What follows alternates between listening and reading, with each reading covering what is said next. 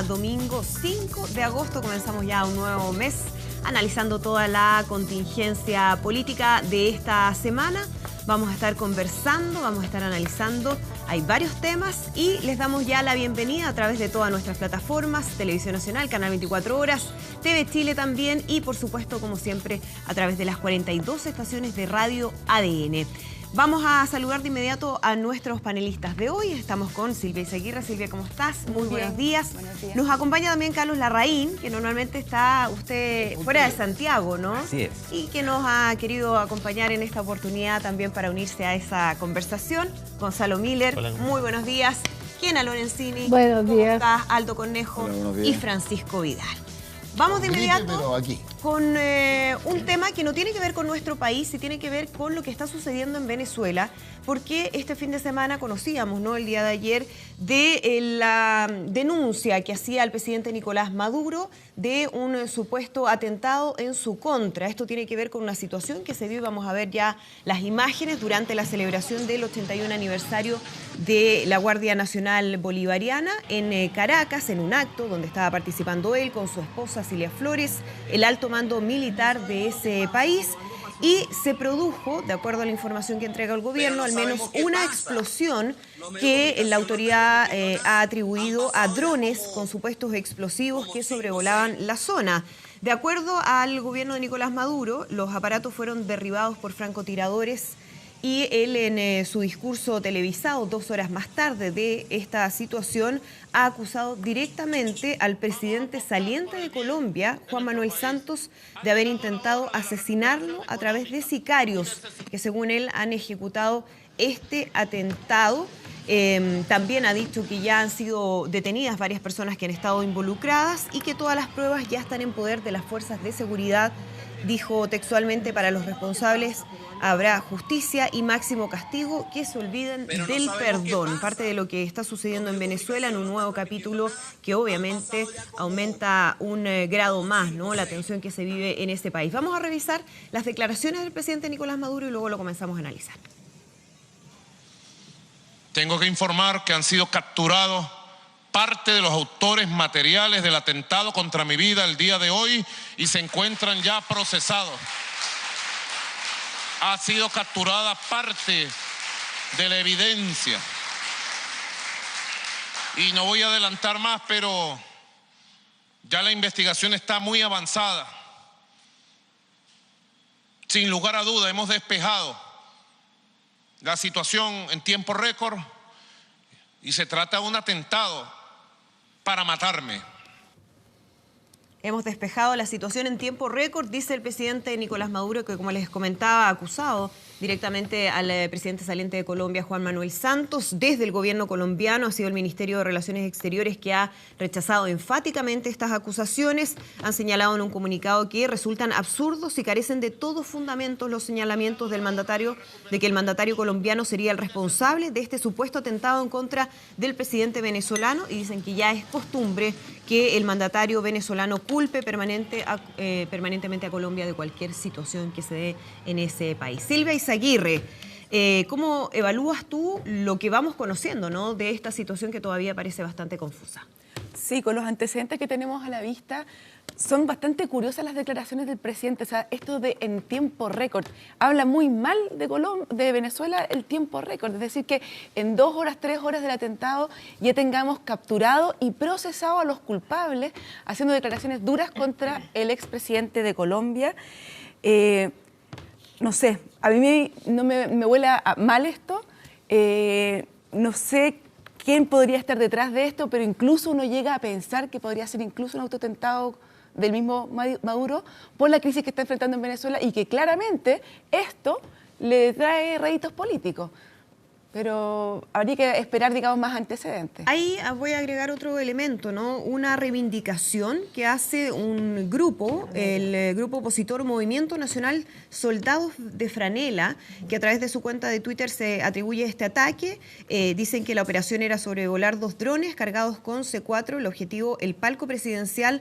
Francotiradores de la Guardia de Honor derribaron los drones antes de llegar al objetivo. Demostramos que son vulnerables, no se logró hoy, pero es cuestión de tiempo, dicen a a través de esta declaración en Twitter. Kiena, ¿cuál es tu mirada respecto a lo que está sucediendo en Venezuela con este episodio? Sí, yo escuché lo de los soldados de franela, que fue un general, entiendo, que el año 2007 se retiró y como que en el fondo fue contrario a Maduro, se le rebeló y armaron este grupo que se llama los soldados franela A mí no me extraña que por qué no iba a haber un auto, o sea, no tiene por qué ser la tesis del autoatentado necesariamente. Si es la derecha y los paramilitares han hecho estas cosas otras veces en otros países. Ahora lo de José Manuel Santos, encuentro que es una pérdida de tiempo, pienso yo, para José Manuel Santos estar involucrado en esto. Sin embargo, no dudo, no pongo en duda que efectivamente puede ser un grupo de soldados, los franela, los que estén detrás de esto. Igual me llama la atención lo que dice que tan rápido, todos capturados, todos procesados, todo. Habría que esperar más tiempo. Yo creo que no es bueno como tener todo tan claro, porque aquí hay demasiadas manos involucradas, o sea, hay demasiados países, ya sabemos lo que pasó con Chile, que hay demasiados países involucrados en lo que está pasando en Venezuela, así que hay que esperar claridad. Maduro no debería desesperarse en encontrar así a cualquier chivo expiatorio, sobre todo que encuentren a estos paramilitares, soldados de franela, y que si ellos se lo autoadjudican este atentado, bueno, que respondan por estas personas heridas, que respondan también por la posibilidad de haber asesinado civiles. Ahí había muchos civiles, no solamente está la gente, los militares que salen arrancando, obviamente, para evitar algo mayor, sino que habían civiles también.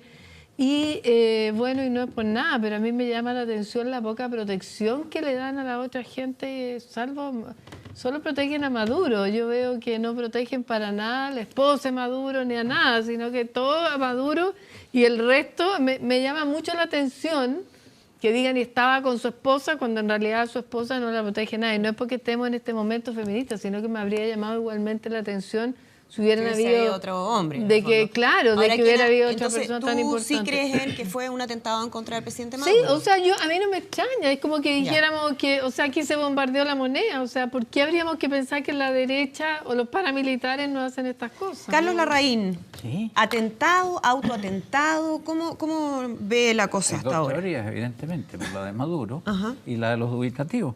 Pero, en fin, en todo caso, decir de que los francotiradores son excepcionales, porque darle a un dron hay que tener una puntería de padre y señor mío. Segundo, que la carga explosiva era bastante pequeña, si es que existió, ¿no? Y tercero, que doña Cilia, creo que se llama Celia, estaba al lado de él. O sea, estaban los dos más o menos protegidos. Ahora, la velocidad de la policía, no hay que extrañarse, si en ese tipo de estado la policía es de una eficacia imbatible, ¿no? Que todo es posible, yo en eso concuerdo, pero no creo que era la mejor ocasión para matarlo, un acto público, digamos, ¿no? Eso pasó en Egipto una vez, ¿no? Con Anwar Sadat. Pero en fin, ahora que sea la derecha, yo por lo menos no participé esta vez. Pero usted... ¿Esta vez y la anterior? Tampoco. Ah, ya. No, pero como somos culpables de todos los males del mundo, somos como los judíos nosotros, ¿me entiendes? Somos siempre culpables. Pero la teoría del me exculpo. La teoría del autoatentado que planteaba Silvia, ¿cree que yo ya los doy las dos por buenas, así que, con la información que hay. Es muy difícil, yo no es que ¿no? esté afirmando y que niegue la difícil. otra, digo que es también Podría posible, ser. y como uno ya está tan escéptico de estas cosas que pasan en Venezuela, digo, también es otra posibilidad que no habría que descartar hasta que tengamos más información. Gonzalo Miller. Primero, es difícil aproximarse a una realidad cuando existe una dictadura, como la que existe en Venezuela, ¿no? El dictador Nicolás Maduro tiene control absolutamente de toda la sociedad. Aquí no nos podemos informar por medios, porque no hay medios independientes, no hay periodismo. Yo no tenía idea. No hay un periodismo Perdón, que nos permita conocer. Hay un medio, y lo agrego, 75 años. que no, hay un medio de comunicación que estaba en el lugar reporteando. Hay dos periodistas que se encuentran en estos momentos con paradero desconocido después de este incidente, que dicen que ellos tendrían material que sería muy relevante de Claro. uno de los medios de comunicación que estaba cubriendo. Y detenidos por el régimen de Maduro. Exacto. Entonces O uno sea, esa es la dice, información que denuncia O sea, el eso es lo que sindicato se de supone. trabajadores de medios de comunicación. no hay, Esa un es la país, denuncia. no hay un país donde exista el Estado de Derecho, donde nos pudiéramos formar un juicio objetivo respecto a lo que pasó. Hoy día, sí, el diario El País de España, lo que hace es hacerse eco del testimonio de muchos bomberos que estaban presentes en la situación. ¿Y qué estaban los bomberos? Atendiendo que había explotado un balón de gas en un departamento cercano.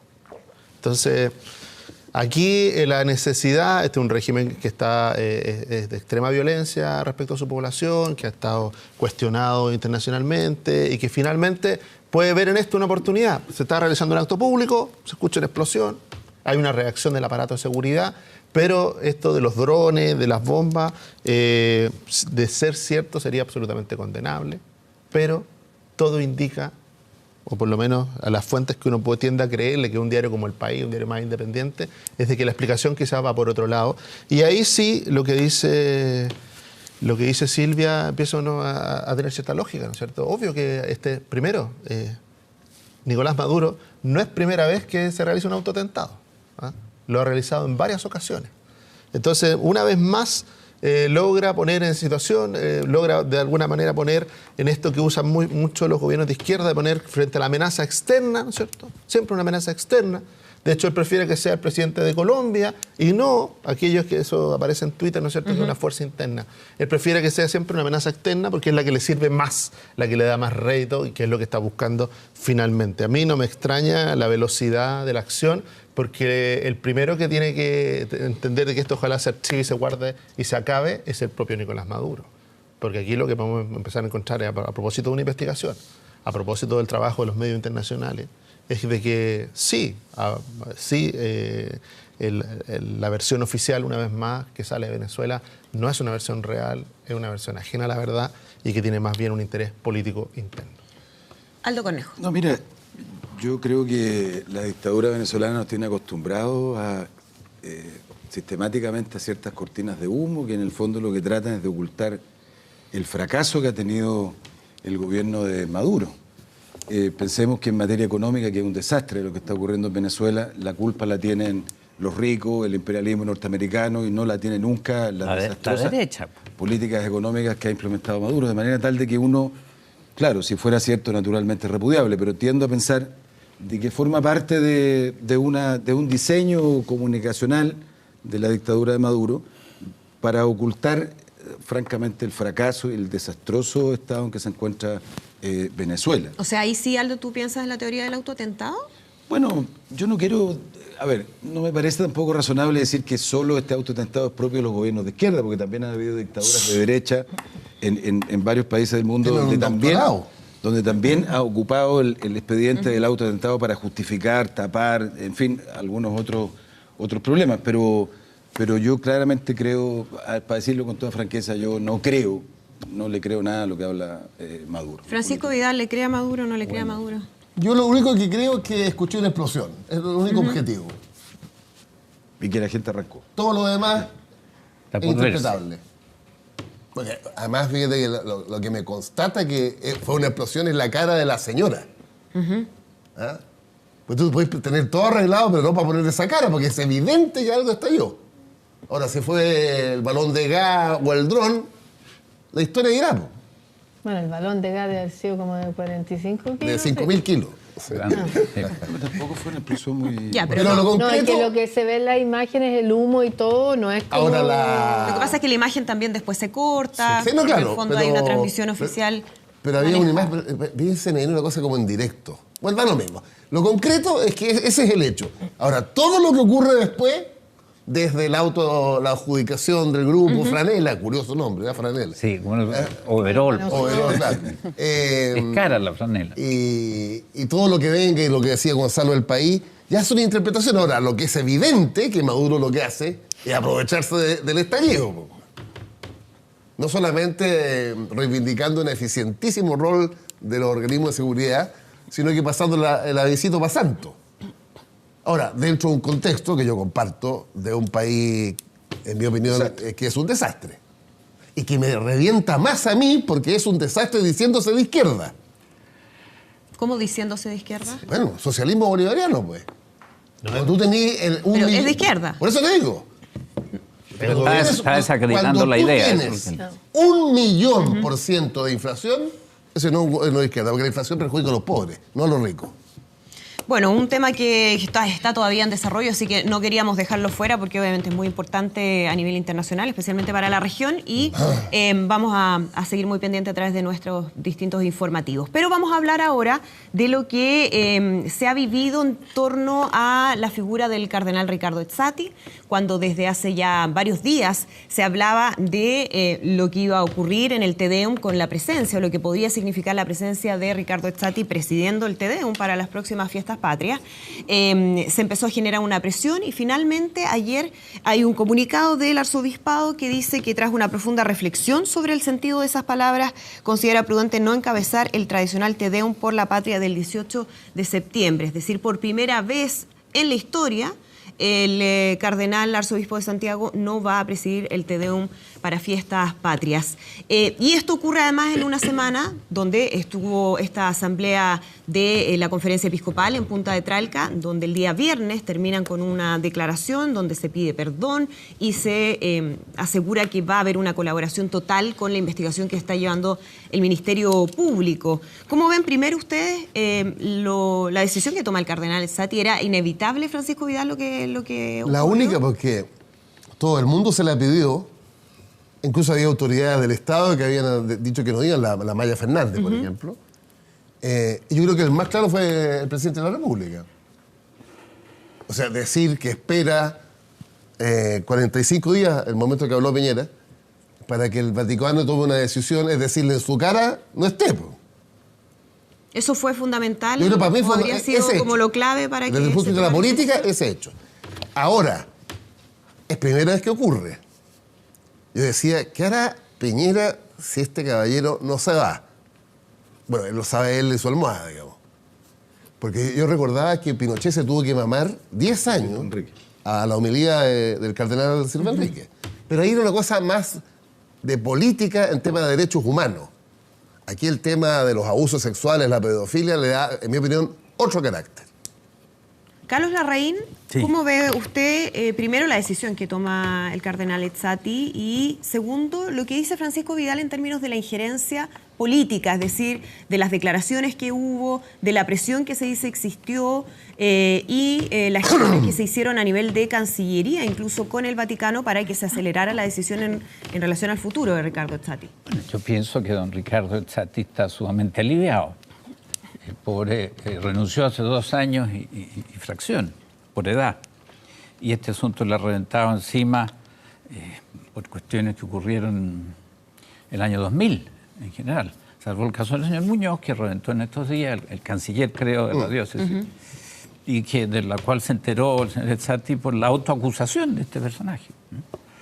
Entonces yo me alegro por él porque lo iba a pasar muy mal. Pero él está en estos momentos citado a declarar en calidad de imputado por encubrimientos de delito de abuso sexual. Está bien, pero la imputación no pasa de ser eso, una imputación.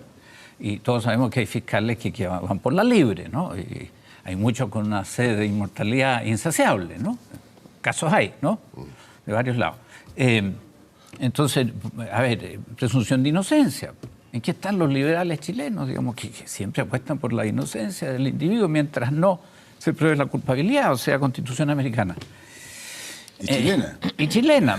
Pero en fin, como se remontan mucho a Jefferson. los anglosajones, y en Chile todo se hace en inglés. Entonces, ¿fue inadecuada la presión del gobierno? Yo creo que lo del gobierno, en fin, no me consta que haya ocurrido, pero aquí hay una cuestión institucional. El presidente de la República es invitado a esta ceremonia no en cuanto Sebastián Piñera, es en cuanto jefe del Estado chileno, y el pobre señor obispo que tenía que presidir esto en circunstancias dramáticas, digámoslo, también estaba cumpliendo una función oficialísima, institucional. Entonces, bueno, hay que tragarse los desagrados. A mí no me parece que el presidente de la República esté indicando quién debe presidir el Te Deum, francamente. Yo me asilo en las propias palabras de Sebastián Piñera. No nos guiemos por las palabras y los comentarios, hay que atenerse a los resultados concretos. Cuando sea condenado a Monseñor Ezzati, que no lo creo, bueno, ahí sí. Por el momento es un imputado en un asunto de una complejidad feroz, de muy larga data, en la cual al señor Ezzati le tocó apenas la colita, seamos bien objetivos en eso. Así que, nada, yo me alegro porque creo que se despeja una cosa y creo que hay que ver ese asunto de del Evangelio, ya que estamos hablando de religión institucional, quien tira la primera piedra. A ver, ¿quién soy yo para imputar? ¿Quién soy yo para condenar? Yo por lo menos no me siento a cargo de la moralidad pública. ¿Se adelantó el gobierno Silvia Izaguirre, como dice Carlos Larraín? No, yo creo que la reacción del gobierno fue muy oportuna porque existe una tremenda molestia con lo que hemos conocido, lo que ha pasado dentro de la Iglesia Católica. Y la Iglesia Católica está pasando por una tremenda crisis. Creo que las acciones que se tomaron dentro de la Iglesia Católica en Chile no fueron las adecuadas. El Papa tuvo que intervenir. Todos los chilenos esperábamos una intervención mayor del Papa. Pensábamos que iban a caer más personas y que iba a haber una renovación mayor en la Iglesia Católica. Las personas que renunciaron finalmente fueron pocas. Y todavía estamos esperando qué va a pasar con personas que tuvieron mucha importancia en la Iglesia, que tuvieron cargos muy altos y que al parecer, yo también estoy con la presunción de inocencia, pero al parecer hay bastantes antecedentes de que estas personas sí tuvieron una política de encubrimiento. Y ahí se requiere, yo creo que mayores señales desde la propia Iglesia y de su institucionalidad de que esto tiene que cambiar y de que va a haber un cierto sentido de justicia. Y en ese sentido me pareció oportuno lo que hizo el presidente, con mucho respeto también por la institucionalidad de la Iglesia y también muy generosa la decisión del propio cardenal Esati de restarse de esta ceremonia, que es un acto inédito en Chile, nunca lo habíamos vivido, pero creo que es muy generoso para tratar de restituir la Iglesia Católica en el país y de sanar las heridas. Yo creo que es el primer gesto que vemos de la Iglesia sin, bueno, hubo tensiones desde afuera, pero lo que vimos, por ejemplo, con el señor Enosorno, con Barros, fue todo lo contrario, fue una resistencia que le hizo muy mal a la Iglesia finalmente y también a él. Yo creo que esto va a ser un paso hacia adelante. ¿Qué pasa? Yo tengo que discrepar. Sí. Ya. A ver, la Iglesia ha mostrado una capacidad de reacción notable.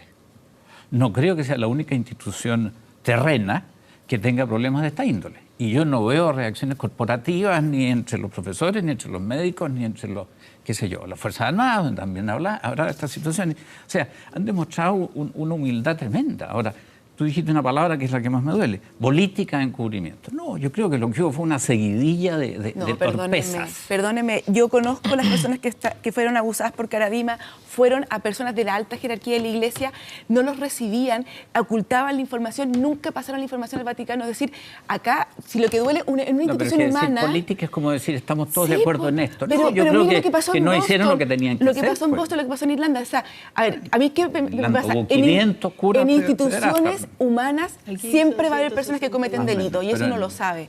Pero cuando 50 hay una años. política de la institución por encubrir esto, que no solamente pasó en Chile, pasó en todas partes del mundo, uno ya no puede decir cómo fue un error aquí, un error allá, uno ya empieza a ver que acá la Iglesia no se hizo cargo de lo que tenía que hacerse cargo. Bueno, de acuerdo, pero yo no puedo atribuir eso a una política, a una especie de decisión de arriba, decir, mira, esto lo escondemos. No, simplemente compromisos humanos, debilidades y tonteras. Pues. Aldo Cornejo, Kiana Lorenzini, están todos ahí queriendo contestar. No se trata de no respetar el principio de inocencia que está consagrado en nuestra Constitución, pero al parecer hay muchos antecedentes, no solo respecto del cardenal Esati, desgraciadamente. Acá en Santiago, también cuando él fue obispo, arzobispo de Concepción, hay una acusación respecto de que no se hizo una denuncia oportunamente en relación con un delito que se había cometido. Pero más allá de eso y de celebrar que el cardenal Esati voluntariamente diga que no va a presidir el Te Deum, pues yo creo que eso contribuye a que el Te Deum sea una ceremonia republicana tranquila. Porque no lo habría sido si el cardenal Esati la hubiera presidido. Estamos de acuerdo. Pero a mí me preocupa otro tema, porque yo celebro que la Iglesia Católica, aunque tardíamente, en mi opinión, manifieste su disposición a colaborar con estas investigaciones que el Ministerio Público está llevando adelante.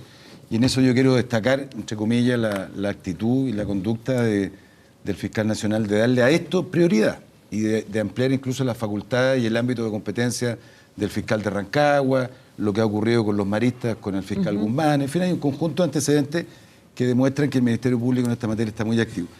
La declaración del plenario de los obispos demuestra también, y en buena hora, su disposición a colaborar con la investigación del Ministerio Público.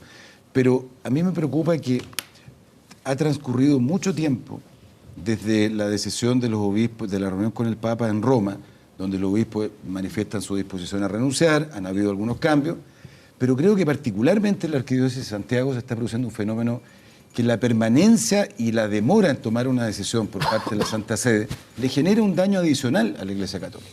no cabe ninguna duda que el obispo Esati, con justicia o injustamente, genera división, no contribuye a generar la confianza que requerimos tener en la Iglesia, particularmente cuando están haciendo estas investigaciones, las medidas que se tienen que tomar, y yo ahí echo de menos una decisión un poco más rápida. A mí me parece que es un hecho de la causa que la permanencia, repito, del cardenal Esati genera todos los problemas que ya conocemos, y sin embargo permanece a cargo de la Arquidiócesis de Santiago, no obstante que ya renunció hace dos años y medio, por haber cumplido los 75 años. Pero ahí yo creo que hay los tiempos del Vaticano, que yo no soy especialista en el Vaticano, pero demora en tomar decisiones, pero claramente la permanencia de Esati hoy día agrava la situación que tiene la Iglesia Católica chilena, particularmente en este esfuerzo que se hace por restablecer la confianza y la credibilidad en la Iglesia. Kiana Lorenzini, volvamos a lo que decía Carlos Larraín en términos de la presunción de inocencia del cardenal Esati y también respecto a esto de que no existiría una política de encubrimiento, como lo está comentando Silvia. Mira, la política de encubrimiento, obvio que ha existido, pues si lo sabemos desde el primer cura que mandaron a rezar, que ya no me acuerdo, que fue Cox, que lo mandaron para allá lejos a rezar. Sabemos, a propósito, lo mismo que tú dijiste, Carlos, lo de Boston, a este gallo, este cura que lo mandaron a otro país, que se hizo un reportaje cuando lo pillaron en un kiosco, no sé si ustedes lo vieron leyendo el diario, también lo trasladan, así que la política de encubrimiento existe, eso es un hecho real. Ahora, yo no sé si ustedes son todos ingenuos, pero creer o yo soy más... No, tú eres más. Yo soy más mala. Tú eres más mala. Sí, no cabe duda. No, pero yo no le creo...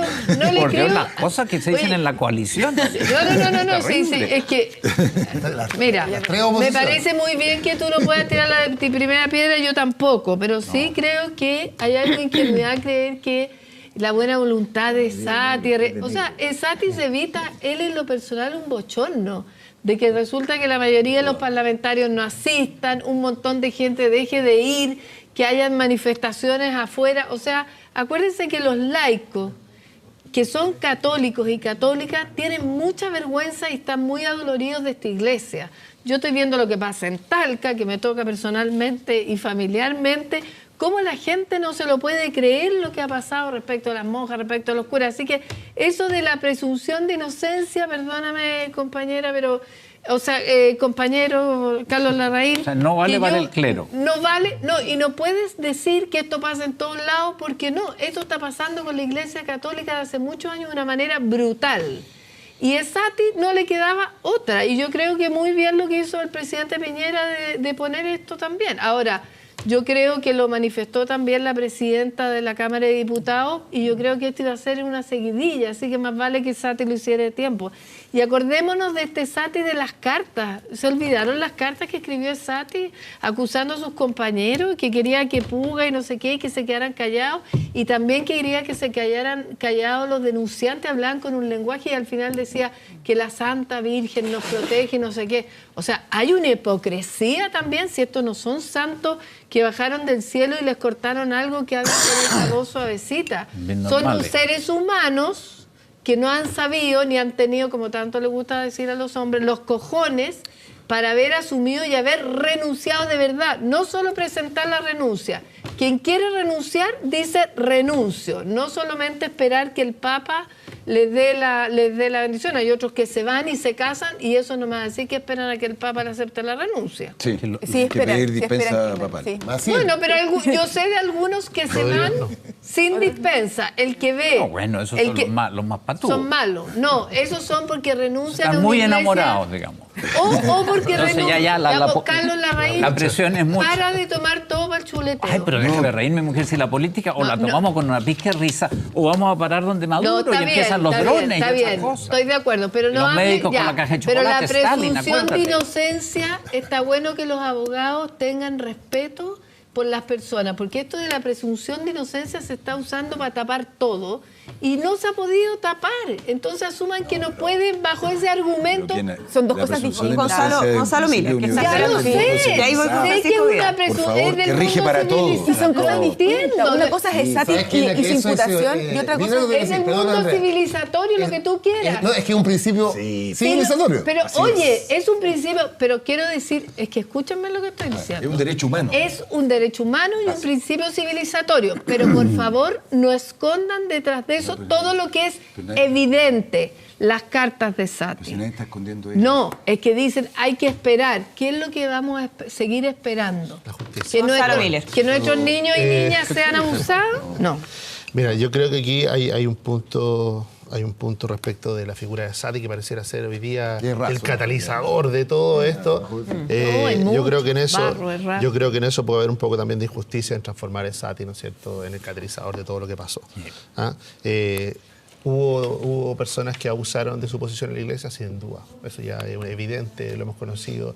Las víctimas requieren reparación y justicia, sí, también es evidente. Y debe operar. Pero, a diferencia de los abusadores, aquí lo que se va a abusar es la justicia. Gracias. Y dentro de la justicia y el Estado de Derecho existe la presunción de inocencia. ¿Por qué? Porque ahí, y lo dice la propia Biblia, hay que separar la paja del trigo, ¿no? Y la imagen de un inocente, por más que nos ayude de repente a condenar a todos los culpables, porque que culpables hay, no hay que inventarlo, culpables hay, y muchos. Entonces decirle, pero hay que tener la prudencia necesaria, y para eso el Estado de Derecho nos permite eso, nos permite hacer la diferencia entre aquellos que, porque si no es súper fácil, y decirle, bueno, si los hechos son evidentes. Aquí había cofradías, ¿no es cierto?, que realizaban sus prácticas, que se financiaban con el dinero del culto, que en el fondo tenían relaciones sexuales con menores de edad. Entonces, todo eso ya está arriba de la mesa. Algo. El cura de Melipilla, que tenía una cadena de prostitución infantil. Bueno, y la mujer era la regenta. Explotación infantil, Carlos. Y ¿cómo se explotación, absolutamente, porque no hay comercio con menores de edad. No hay comercio, pero se llamaba comercio sexual. Pero claro, explotación infantil, que es mucho más grave en todo. Entonces, eso está ahí y la justicia tiene que operar duramente. Y eso no lo espera, no como católico, lo espera como ciudadano. Como ciudadano, espera que sea ejemplarizadora la justicia respecto de esos casos. ¿Eso nos permite disparar a la bandada a todos? No, hay que tener cuidado. Perdón, y hay que hacer Estamos muy cordiales hoy día. Sí, muy bien, me encanta eso. Pues somos educados, pues. No, Espérense que llegue la Carmen Hertz. No, pero que además hay que tener presente que en el caso específico de los abusos en la iglesia, el fiscal ha dado instrucciones de investigar incluso aquellos delitos que posiblemente pudieran estar prescritos. Sí, porque hay continuidad, y porque, claro. porque muchos, en estos casos, más allá que uno de los abusos haya sido el año 2000, que estaría prescrito, si hay continuidad en el ejercicio de esos abusos. En el derecho canónico la prescripción se cuenta desde que la víctima cumple 18 años, y son 20 años. Pero derecho canónico hay que ir a la justicia. Pero bueno, pero por otro lado tenemos a la Iglesia, y la Iglesia está realizando un proceso de sanación importante. Yo no lo miraría ni de ninguna manera más que como algo importante y necesario. Finalmente en eso, y yo espero que sea así, porque estamos todos acostumbrados a la Iglesia, mirando, bueno, ¿qué obispo nos van a enviar? ¿Qué obispo va a ser el que va a arreglar esto? ¿Qué enviado del Papa es el que va a venir a arreglar esto? Y yo prefiero que sean los católicos, ¿no es cierto? La propia comunidad de cada una de las iglesias las que retome el control de su religión. Porque finalmente hay una confusión en muchos, creo yo, y hay un error respecto del rol y del real rol que tienen los sacerdotes. Que es de acompañamiento, que es un pastor, sí, pero la iglesia, desde siempre, desde su origen, la iglesia son las comunidades, son las personas. Así que en eso yo tendría menos fe, no tanta expectativa respecto de qué va a hacer el Papa, porque la iglesia chilena se va a volver a hacer fuerte, va a poder ocupar su rol en la medida que los católicos ocupen su rol, que los católicos ocupen de alguna manera esto que es tan precioso para ellos, que es su iglesia. Ahora, pero decíamos, y es Sati, y la señal que da, yo creo que hay un aprendizaje, y yo sí valoro la señal que da Sati. ¿Por qué? Porque siempre está la duda de cualquier persona que está cuestionada, Pancho. Cualquier persona que está cuestionada dice, si yo no voy, asumo la culpabilidad. Sí. Eso está ahí, arriba de la mesa, porque para decirlo así fuerte y claro. Si yo no me hago presente, me hago culpable ante la imagen pública. Y uno dice, bueno, vale poco a esta altura la imagen pública, lo importante es que él se logre defender. Pero él asume eso y da ese paso y por eso yo lo valoro. Perdona, pero se defiende, Se defiende en ese paso. Pero por supuesto. Ya no, pero que no dice solo no voy a ir, sino que agrega que él es inocente. Bueno, pero es que en eso tiene todo el derecho a hacerlo. Lo que está bien que haga es no use la instancia, ni el púlpito del domingo, ni use las instancias republicanas como este Te Deum para hacer su defensa. Que tiene derecho a hacerla y tiene derecho a dar todas las entrevistas que quiera y defenderse. ¿Por qué? Porque de nuevo, aquí con alguna liviandad, creo yo, se está haciendo esta presunción tan rápida de que ¿cómo no iba a saber? Y resulta que lo que estamos viendo son casos graves. Y finalmente nos hemos sorprendido. Mucha gente que trabajaba cotidianamente con ellos. El canciller, po. Que trabajaban cotidianamente con ellos. ¿Cuántas veces me recibió a mí en la puerta? Y usted... Muñoz. Y usted, por eso te digo, y mucha gente que trabajó con él. Tiene que haber echado heladito yo. Bueno. Ya. Bueno, pero No, mucha no gente te rías, no te rías de ese aspecto de la vida humana, ten cuidado, mira, que puede ser castigado por ti. Oye, la cosa es que el 19 haya un acto tranquilo. Sí, que haya un acto tranquilo. Y ahí debería operar, digamos, el espectro y más amplio, también ¿no? que el acto del 19 sea un acto tranquilo y que también la Iglesia tenga la tranquilidad necesaria para realizar su proceso. Que hay voces que desde afuera a veces están buscando cosas distintas en la Iglesia, están buscando otras cosas y para eso está la justicia y ese es su camino y ahí adelante y que se haga toda la justicia. Pero en la Iglesia, tranquila con su proceso, esperanzador y ojalá que Francisco Vidal, lo último para cambiar de tema. Sí, estoy plenamente de acuerdo contigo, pero creo que una cosa es el ámbito del Estado de Derecho y la justicia, que es evidente que hay que esperarla. Pero yo creo que es tal la crisis. Yo no sé mucho de esto, pero escuchaba a un tipo que siempre nos están entrevistando, Marco Sánchez, que se llama, o Sánchez era apellido. Sí, que es historiador experto en el tema de la Iglesia. Yo trataba de recordarle en la historia de Chile, yo no recuerdo una situación más grave que esta, desde el punto de vista de la relación de la Iglesia con sus ovejas, por así decirlo. Sus fieles. Muchas gracias. De verdad. Eso se aplica para los que vivimos en Magallanes. Ahí le entendió está dando un golpe bajo. 3,5 millones de ovejas, güey. Son 33 millones, ya te dije. Oye, pero para cerrar, pero creo que cuando yo veo la conferencia de los obispos en Punta Chalca, como que me falta más fuerza, porque reiterar la petición de perdón es evidente. Ahora, yo creo que hay más complejidades. Yo creo que el Papa no tiene en la banca 5, 6, 7 nombres naturales, por así decirlo. Ese es el problema. Por eso no puede nombrar al tipo. Y eso te refleja que la crisis es más profunda. Es muy profunda. Porque cuando tú no tenías en la banca los sucesores, explica que esto agarró más fuerza, más vuelo. Ahora, ¿por qué es políticamente y sociológicamente importante? Porque la Iglesia es una institución clave en la historia de Chile. Con sus virtudes, sus defectos, y el pueblo chileno sigue siendo mayoritariamente católico.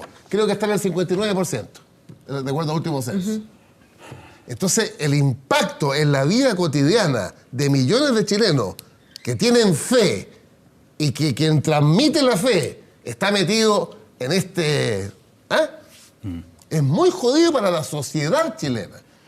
Particularmente cuando, desde el punto de vista de la sociedad de mercado que vivimos, lo poco que queda de humanismo, aparte del laico, es el humanismo de las enseñanzas de la Iglesia. Humanismo cristiano. El humanismo cristiano. O sea, si se te desarma eso, no queda más que vivir yendo al mall el domingo, papá. Y endeudándose hasta el carajo. Hay más religiones también, Pancho. No, pero la sustantiva. Pero el cristianismo. No, la sustantiva. En términos generales. Entonces es mucho más delicado porque tiene que ver con una sociedad que vive llena de conflictos, donde el individualismo lleva la guaripola y lo que quedaba, aparte de las ideologías en crisis, ¿no? Lo que quedaba es este mensaje de más de 2000 años que te apela, por lo menos en el discurso, a lo solidario, a la fraternidad, a la buena convivencia, y resulta que la institución que está a cargo de eso está en el suelo. Bien. Andrea, yo puedo cucharear un segundo. Sí, lo último. Cortito. La disciplina o es aceptada y autoimpuesta o se impone a palos. Eso es lo que tú estás diciendo, y con mucha razón. Otros episodios en la historia de Chile, la misión Musi. Sí.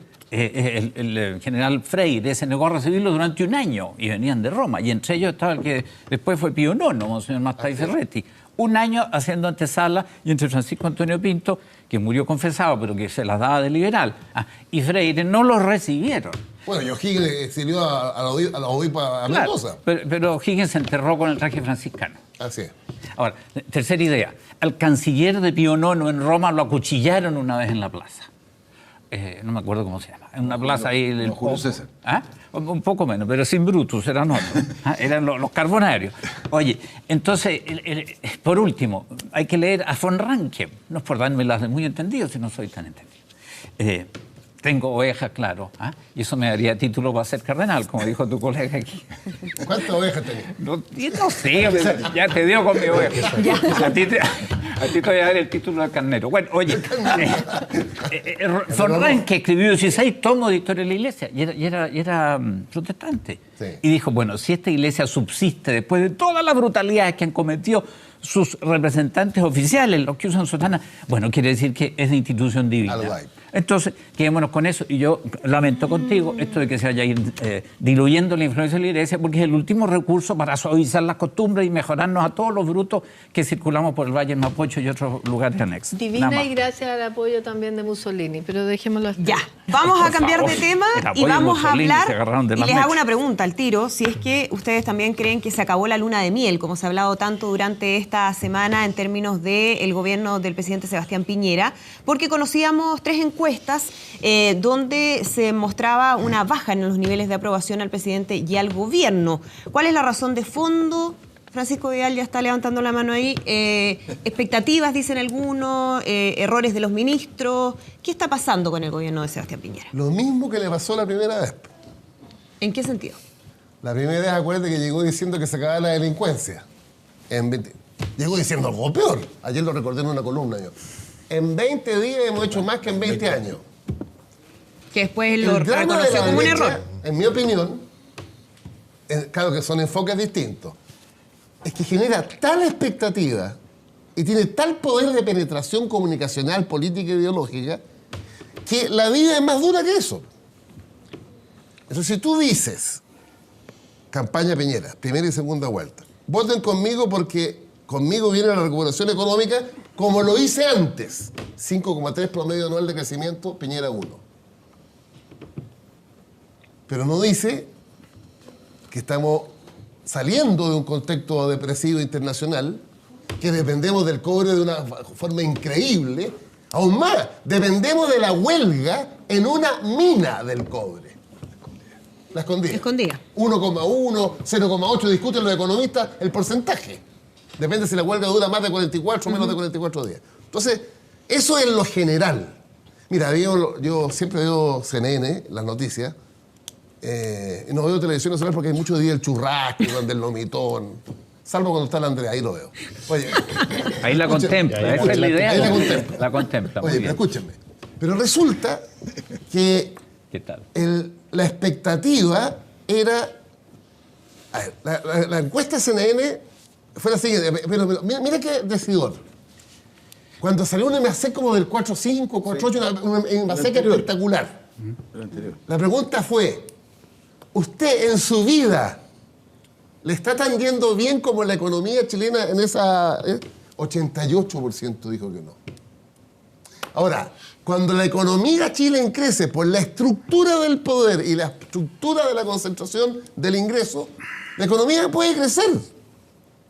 Pero yo le decía a Valente, el señor de los huevos, las cretitas canastas ayer, el INE estimó que el 80% de la familia no llega a fin de mes. Tú sabes de esto. Encuesta de presupuestos familiares. Hasta el cuarto quintil no llegan a fin de mes. ¿Desde cuándo, Pancho? ¿Ah? ¿Cómo desde cuándo? ¿Desde cuándo no llegan a fin de mes? No, desde hace Ese es el punto. Ese es el punto, porque pareciera que fuera algo que pasó, porque empezó el 11 de marzo. No, Yo te estoy escuchando, es que no estoy escuchando y estoy haciendo el punto. Lo que estoy diciendo que hay necesidad respecto y primaria respecto a la economía. Quiero terminar mi argumento. Pero Ya, que en eso vamos a estar de termina el acuerdo. punto. Quiero terminar mi Francisco argumento. Entonces, el punto, la clave está, desde el punto de vista de la opinión pública, de aquella gente más despolitizada, que le marcó a Bachelet el bajo crecimiento, y que llega alguien que dice conmigo, con un referente objetivo, su experiencia anterior, va a haber 1 millón de empleos nuevos. Bueno, eso es imposible estructuralmente. Estructuralmente. De hecho, los más auspiciosos hablan de 3,5, 3,6, 3,7, 3,8 promedio anual en los próximos 4 años. Así de dependiente es la economía chilena. Que es el doble. Pero el segundo problema es más grave cualitativamente. Y es que la base de derecha más dura, más derechista, Sofofa, CPC, los dueños de Chile, en mi opinión, el 1%, jugaron a otra cosa, a las reformas estructurales.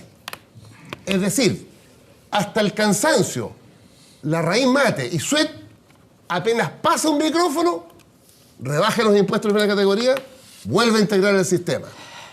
Vaya a marchar la reforma laboral, derecho a huelga sin reemplazo, grupos negociadores para joder al sindicato, etcétera, etcétera. Eso no tampoco lo puede hacer porque, mira, las reformas de Bachelet fueron de tal profundidad y tiene una correlación de fuerza en el Parlamento que sostiene esa profundidad que aunque quisiera la raíz mate, aunque quisiera Suet, no puede. No puede, no solamente porque no tiene los votos, porque no tiene un mínimo de consenso. Chile no va a volver al lucro, no va a volver a la selección, no va a volver al copago. No se puede retroceder la educación gratuita, aunque quisieran en Casepiedra. Hay varios elementos, Gonzalo. Partamos por el tema de las expectativas que mencionaba Francisco Vidal en relación a estas promesas de crecimiento, nuevos empleos, que estaría chocando un poco con la realidad de la gente durante estos meses. Yo estoy de acuerdo con Pancho Vidal. Sí, yo te diría casi el 80% de lo que explica la derrota de la nueva mayoría, maciza derrota, es la economía. ¿La economía? El desastre económico, si eso es. El mal manejo, el decir que se podía aquí todo podía ser gratis y que lo íbamos a financiar con el 1% y con los impuestos. Y finalmente esa canción terminó provocando una derrota maciza y terminó provocando los efectos que estamos viviendo. En eso estamos. O sea, cuando uno mira el nivel de endeudamiento del Estado, ¿no es cierto? De las personas. El nivel, sí, está bien, pero respecto de quién toma las decisiones. Porque si las personas toman la decisión de endeudarse, sea por necesidad de todo, está bien, pero hay que entenderlo en su contexto. Pero cuando es la política la que decide endeudarse, lo hace a nombre de todas esas personas que finalmente van a terminar pagando más impuestos a futuro. Si la deuda pública no es nada más que diferir los impuestos. Aumentó un 50% en 4 años la deuda pública. Entonces, cuando uno dice, mira, y para no entrar en la pelea desde cuándo, hay una columna, una muy buena columna del profesor Coyumbia, de la Universidad del Desarrollo, que habla, dice, la regla fiscal. Dice que fue motivo de orgullo de los chilenos en los 90, ¿no es cierto? Lago y Seguirre. La transformó en ley, de hecho, Ricardo Lago, pero desde que se transformó en ley, se incumplió. Llevamos 10 años incumpliendo la regla fiscal. Ley hecha. Y entonces cuando uno dice, mira, claro... 10 años incluido el gobierno primero de... Por eso lo estoy diciendo. Sí. 10 años incumpliendo la regla fiscal. ¿Por qué? Bueno, Piñera dice, yo tuve un terremoto. Tuve un terremoto mayúsculo y casi toda la deuda que se originó en ese terremoto tiene que ver con su gobierno, sin duda. Ahí está. Pero tiene que tener una causa. El tema es de que el otro dice, bueno, la crisis fue la crisis subprime, la que hizo que Bachelet no se endeudara, pero sí hiciera desaparecer los ahorros de Chile. Más de 8.000 millones. 9.000. 9.000 millones desaparecieron. Pero eso fue bueno, Pablo. Entonces, no, a ver, si todos tienen buena razón. O sea, sí. La crisis subprime, el terremoto. No desaparecieron. Y no desaparecieron finalmente, porque teníamos esos ahorros y ya no. Entonces, cuando miramos el manejo económico del país, nos empezamos a acordar de algo. Durante mucho tiempo hubo un discurso instalado. Él lo defendió eso. Instalado, Pancho, y tú fuiste uno de los que propuso ese discurso donde la política no tenía que escuchar a la economía. Y había que hacer las cosas que había que hacer, y había que echarle para adelante nomás. Y resulta que cuando uno se olvida mucho rato de la economía, nos pasa la Yo cuenta. nunca he dicho eso, hombre. Eso es lo que he dicho, Pancho. Dice que ustedes su pelea eterna contra los ministros de Hacienda que es, sino que el gasto no es la los política ministros versus la irresponsabilidad, No, es la política pero- versus la tecnocracia. Bueno, quizás lo escucharon Porque mal. los economistas diseñaron el Transantiago, pues. Quizá lo Sí. escucharon mal, pero 6.800 millones de dólares pero, de subsidio. Pancho Ya. Vidal- Hecho por economistas doctorados en Sí, pero mira. Tombuctú. Oye. Sí, Oye, pero ahí Silvia. la política tuvo un rol importante. Y ese es cuando la política se O no, olvida de la claro. economía, en los países terminan pagando las consecuencias. Silvia Izaguirre. Yo quiero hacer ahí un matiz con los dos panelistas porque viendo la encuesta de un punto no se puede hacer una tendencia. Yo creo que estamos recién viendo una baja importante en la aprobación del presidente, pero yo creo que no están los antecedentes en la mesa como para poder decir que es de punto de vista de la economía. Si tú te fijas y ves cómo fue la evaluación del presidente en sus atribuciones, se mantuvieron casi todas igual que la semana pasada y el mes pasado. Y cuando ves cómo baja el gabinete baja 20 puntos. 20 puntos. O sea, hay un tremendo rechazo al gabinete y es raro que, digamos, que se explique por la economía el rechazo que ha tenido el presidente y la baja que ha tenido el presidente cuando la economía no ha cambiado drásticamente en un mes. Entonces yo creo que acá lo que No son estamos las viendo... expectativas. También las expectativas, pero lo que te quiero decir es que las expectativas también es una élite que está escuchando los informes de los economistas, las últimas noticias en economía, que no sé si eso penetra hacia abajo. Lo que yo creo, más bien, es que este alto rechazo del presidente, este aumento en el rechazo, el presidente tiene que ver sobre todo con los dichos de su gabinete y de sus dos ministros en particular. Yo creo que eso es lo que ha penetrado mucho más. Pero creo que estas expectativas en economía y lo que está esperando la población puede que esta baja se mantenga en el tiempo si es que no se materializan estas expectativas que tiene la población. Pero hay expectativas, Kena, de recuperación económica en los ciudadanos. No estoy hablando de la ley que menciona Silvia, sino que de quienes están, por ejemplo, buscando trabajo, quienes han visto el cierre de algunas empresas importantes, que ha sido muy mediático y quizás también eso tiene que ver con la percepción que existe respecto a esa recuperación económica. ¿Cómo lo ves tú? 500 empresas cerradas en los últimos tiempos, pero a la vez diciendo hay un 400% de inversión. Yo quiero decir que comparto con lo que ha dicho allá la compañera Izaguirre. No, porque lo que pasa es que yo también, primero, basarse en esta encuesta a mí me da ira, porque encuentro que mintieron tanto que hoy día basarnos en esta encuesta como que yo podría decir a lo mejor no tenemos idea si bajó Piñera o no, porque en realidad esta encuesta para mí no tiene ni una credibilidad. O sea, cuando a Beatriz Sánchez le daban el 9% y salió casi segunda, no tiendo a creerle en general, y menos a la otra encuesta que no me acuerdo cómo se llama, Criteria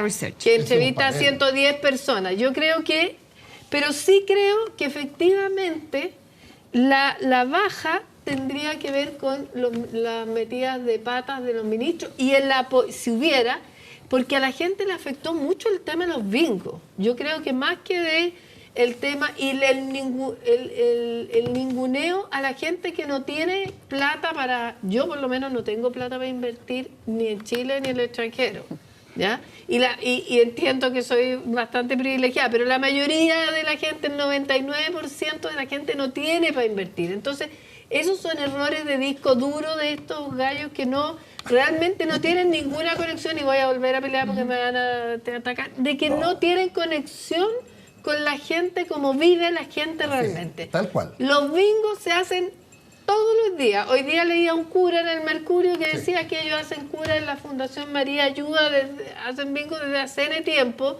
no solo en este gobierno, sino que en todos los gobiernos que han habido, ¿cierto? No es un problema, este es un problema del sistema, no es un problema de gobiernos, este problema. Pero quiero decir que además tenemos un 85% de la población mayor de 18 años endeudado y 4 millones de esos son morosos. Por supuesto que tenían expectativas de que aquí iban a encontrar solución para eso. No está dando, pero yo creo que hay que darle más tiempo. De todas maneras, en 3 meses esto no iba a cambiar ni se nota una variación. Yo creo que hablar tanto de macroeconomía a la gente no le importa. ¿Quién Pero deja? sí, el ninguneo, perdón, aquí quiero Sí. enfatizar bien. Es que sí. Sin el ninguneo es una cuestión que está afectando a la gente. No creo todavía... Yo creo que todavía tienen esperanzas en que hayan cambios, pero el ninguneo a las personas Yo creo que es lo que puede Es que causar una me quiero quedar con supuesta ese punto que tú mencionas de la desconexión, porque lo habías mencionado también la otra vez que lo analizábamos, y quiero preguntarle al Carlos Larraín cuánto cree que influyen justamente las declaraciones del ministro Varela, el ministro Valente. ¿Ha sido uno de los elementos fundamentales a la hora de hacer este análisis? El rey de las declaraciones, ¿quién eres tú? Claro, bueno, pero yo era presidente del partido nomás, Sí, claro. no estaba a cargo del Estado. Yo la verdad es que creo, como Kena, que las encuestas son lo más volátiles que darse pueda. Que las bases de las encuestas son... ¿Te estoy ofendiendo en eso? No. Ya. Que las, No elige dónde pone su fe. ya. Bueno, está muy bien. Pero no hay que ponerle las cosas hemíferas, como decía Zamorano. Oye, son sumamente hemíferas las encuestas. Claro. ¿Ah?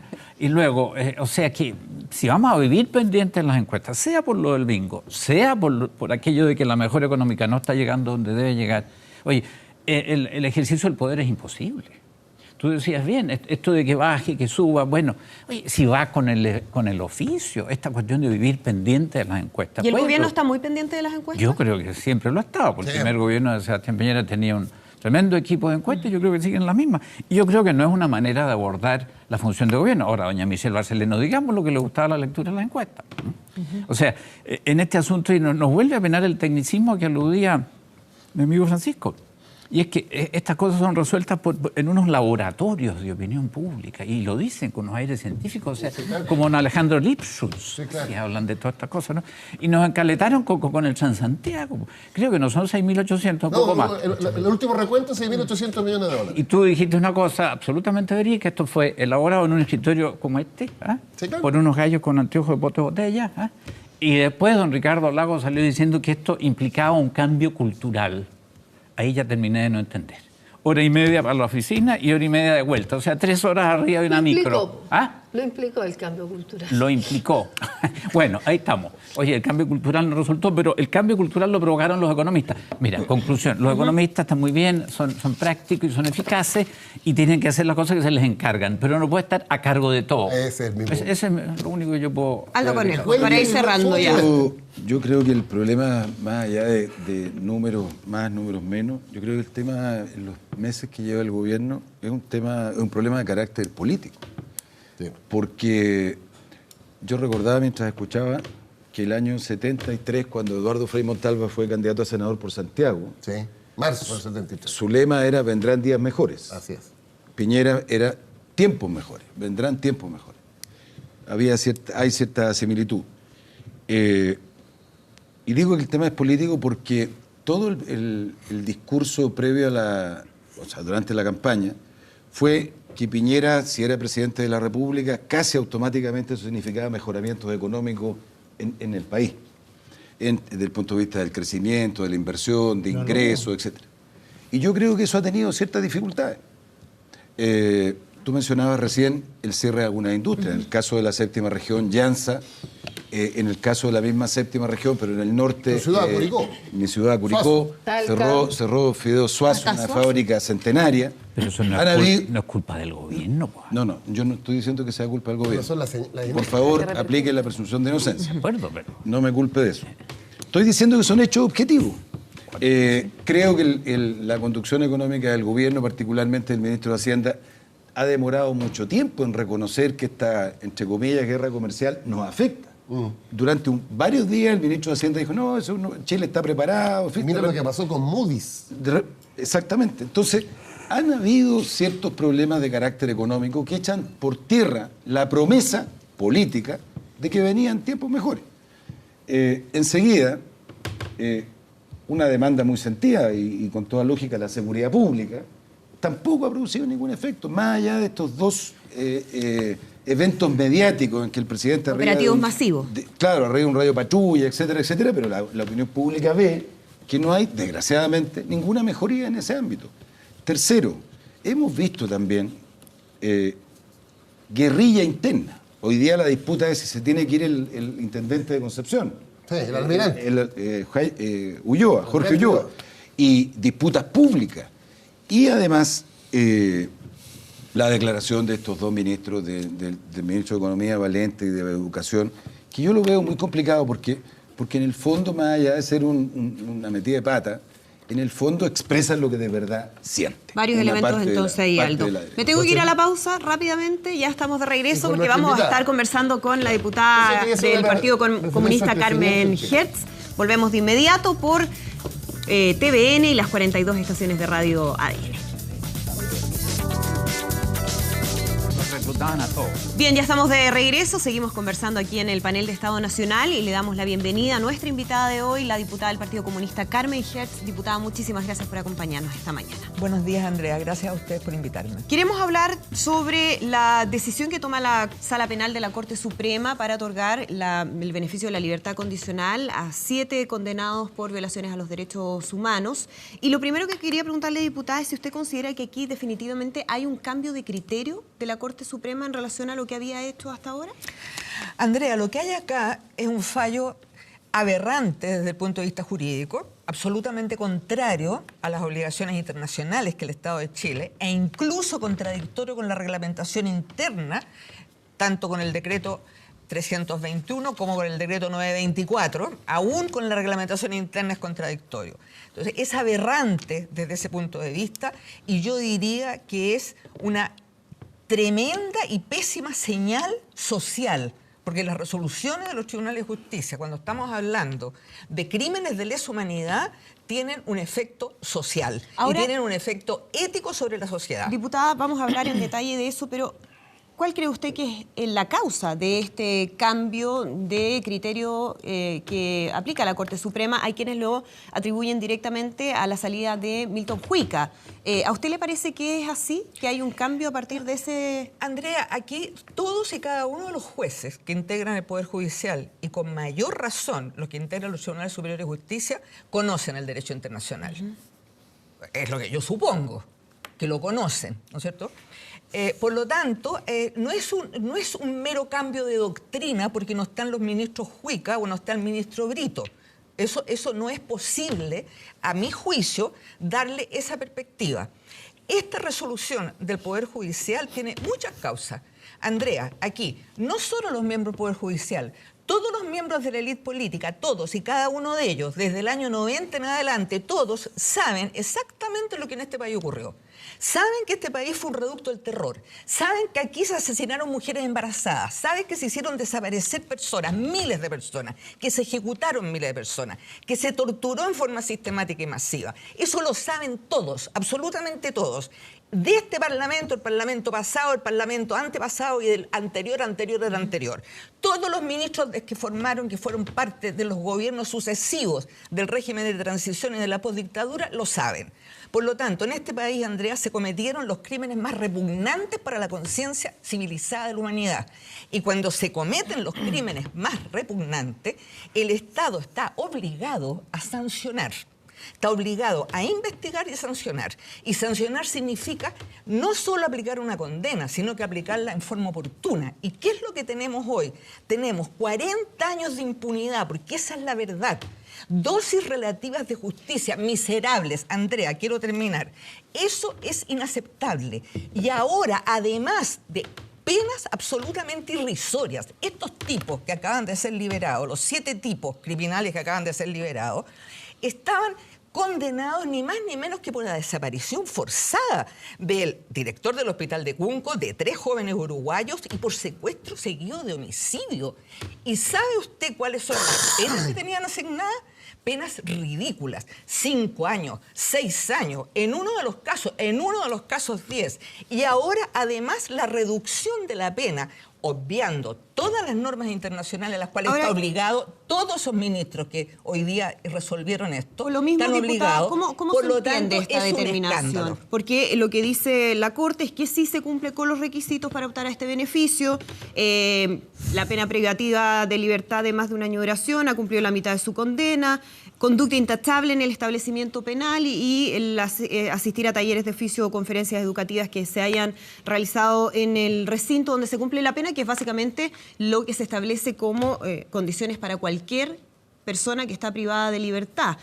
¿A qué atribuye esto entonces esta determinación? Finalmente, ¿a qué se atribuye? A haber soslayado absolutamente las obligaciones que el Estado de Chile tiene. ¿Pero por qué, diputada? ¿Por qué cree usted? Eso no lo puedo saber yo. Yo no puedo saber qué es lo que piensa en su fuero íntimo Dolmetsch, no me interesa, o lo que piensa Valderrama o Künzelmir, es completamente irrelevante. El tema es que los jueces hablan por sus resoluciones, y al haber dictado una resolución que obvia el Estatuto de Roma y que más aún dicen que no es aplicable, no obstante que es ley de la República, y que, por cierto, otros ministros lo aplicaron en muchas resoluciones, o sea, pretender que el Estatuto de Roma no es ley de la República, y que ahí, y no solo ahí, Andrea, en la jurisprudencia de los tribunales penales internacionales ad hoc, como para la ex Yugoslavia, como para Ruanda, como para Sierra Leona, se establecen muy claramente los estándares para dar beneficios carcelarios a genocidas, a criminales de guerra o a criminales de lesa humanidad. ¿Y cuáles son esos estándares? En primer lugar, que la pena sea proporcional a la gravedad del delito que cometieron, cuestión que en estos 7 sujetos no se da. Obviamente, la mayoría, pues solamente un puñado de criminales de lesa humanidad en Chile tienen una pena proporcional a las brutalidades que cometieron. En segundo lugar, que hayan cumplido 2/3 de la pena. Y lo más importante es que hayan cooperado desde sus inicios y en forma continuada con la acción de la justicia. Y además señalan las normas internacionales, en concreto el Estatuto, en las reglas de procedimiento y prueba del Estatuto de Roma, que además estén auténticamente disociados de los crímenes que cometieron. ¿Qué significa eso? No significa ir a la consulta del psiquiatra a decirle que están arrepentidos, ni al confesionario donde un sacerdote. Significa que hayan entregado antecedentes relevantes para desbaratar la organización criminal a la que pertenecieron. Ese requisito ninguno de los criminales que están en Punta Peuco lo cumple. Ahora también en el fallo la Corte Suprema o esta Sala Penal cita un informe del Instituto Nacional de Derechos Humanos sobre beneficios carcelarios a condenados por crímenes de guerra y o delitos de lesa humanidad, que se refiere a la posibilidad de conceder regalías a los condenados por delitos contra los derechos humanos. Entre otras cosas, dice que desde la perspectiva de los estándares internacionales de derechos humanos, la posibilidad de aplicar atenuantes y beneficios respecto de condenados por estos crímenes es aceptada a condición que la sanción impuesta sea efectiva. ¿A usted le parece un argumento para otorgar este beneficio? Es una alusión absolutamente torcida del informe del Instituto Nacional de Derechos Humanos, a tal punto que quien fue su directora cuando salió ese informe, Lorena Frie, hizo absolutamente la salvedad y la aclaración sobre esta interpretación torcida que hace la resolución de 2 líneas del informe. Mire, Andrea, todo esto a 40 años de que se cometieron crímenes horrendos en este país, ¿no es cierto? Esto no es magia, no es por magia ni es por casualidad. Aquí está la responsabilidad de muchos, de muchos. ¿De quiénes? Voy a señalarle porque no son con nombres y apellidos, porque no son responsabilidades personales, son responsabilidades políticas. En primer lugar, una dictadura, ¿no es cierto?, que intentó aniquilar a un sector de la población. Ese es un hecho evidente. Una dictadura cívico-militar, ¿no es cierto?, que destruyó el tejido social de este país. ¿Y qué es lo que ocurre después?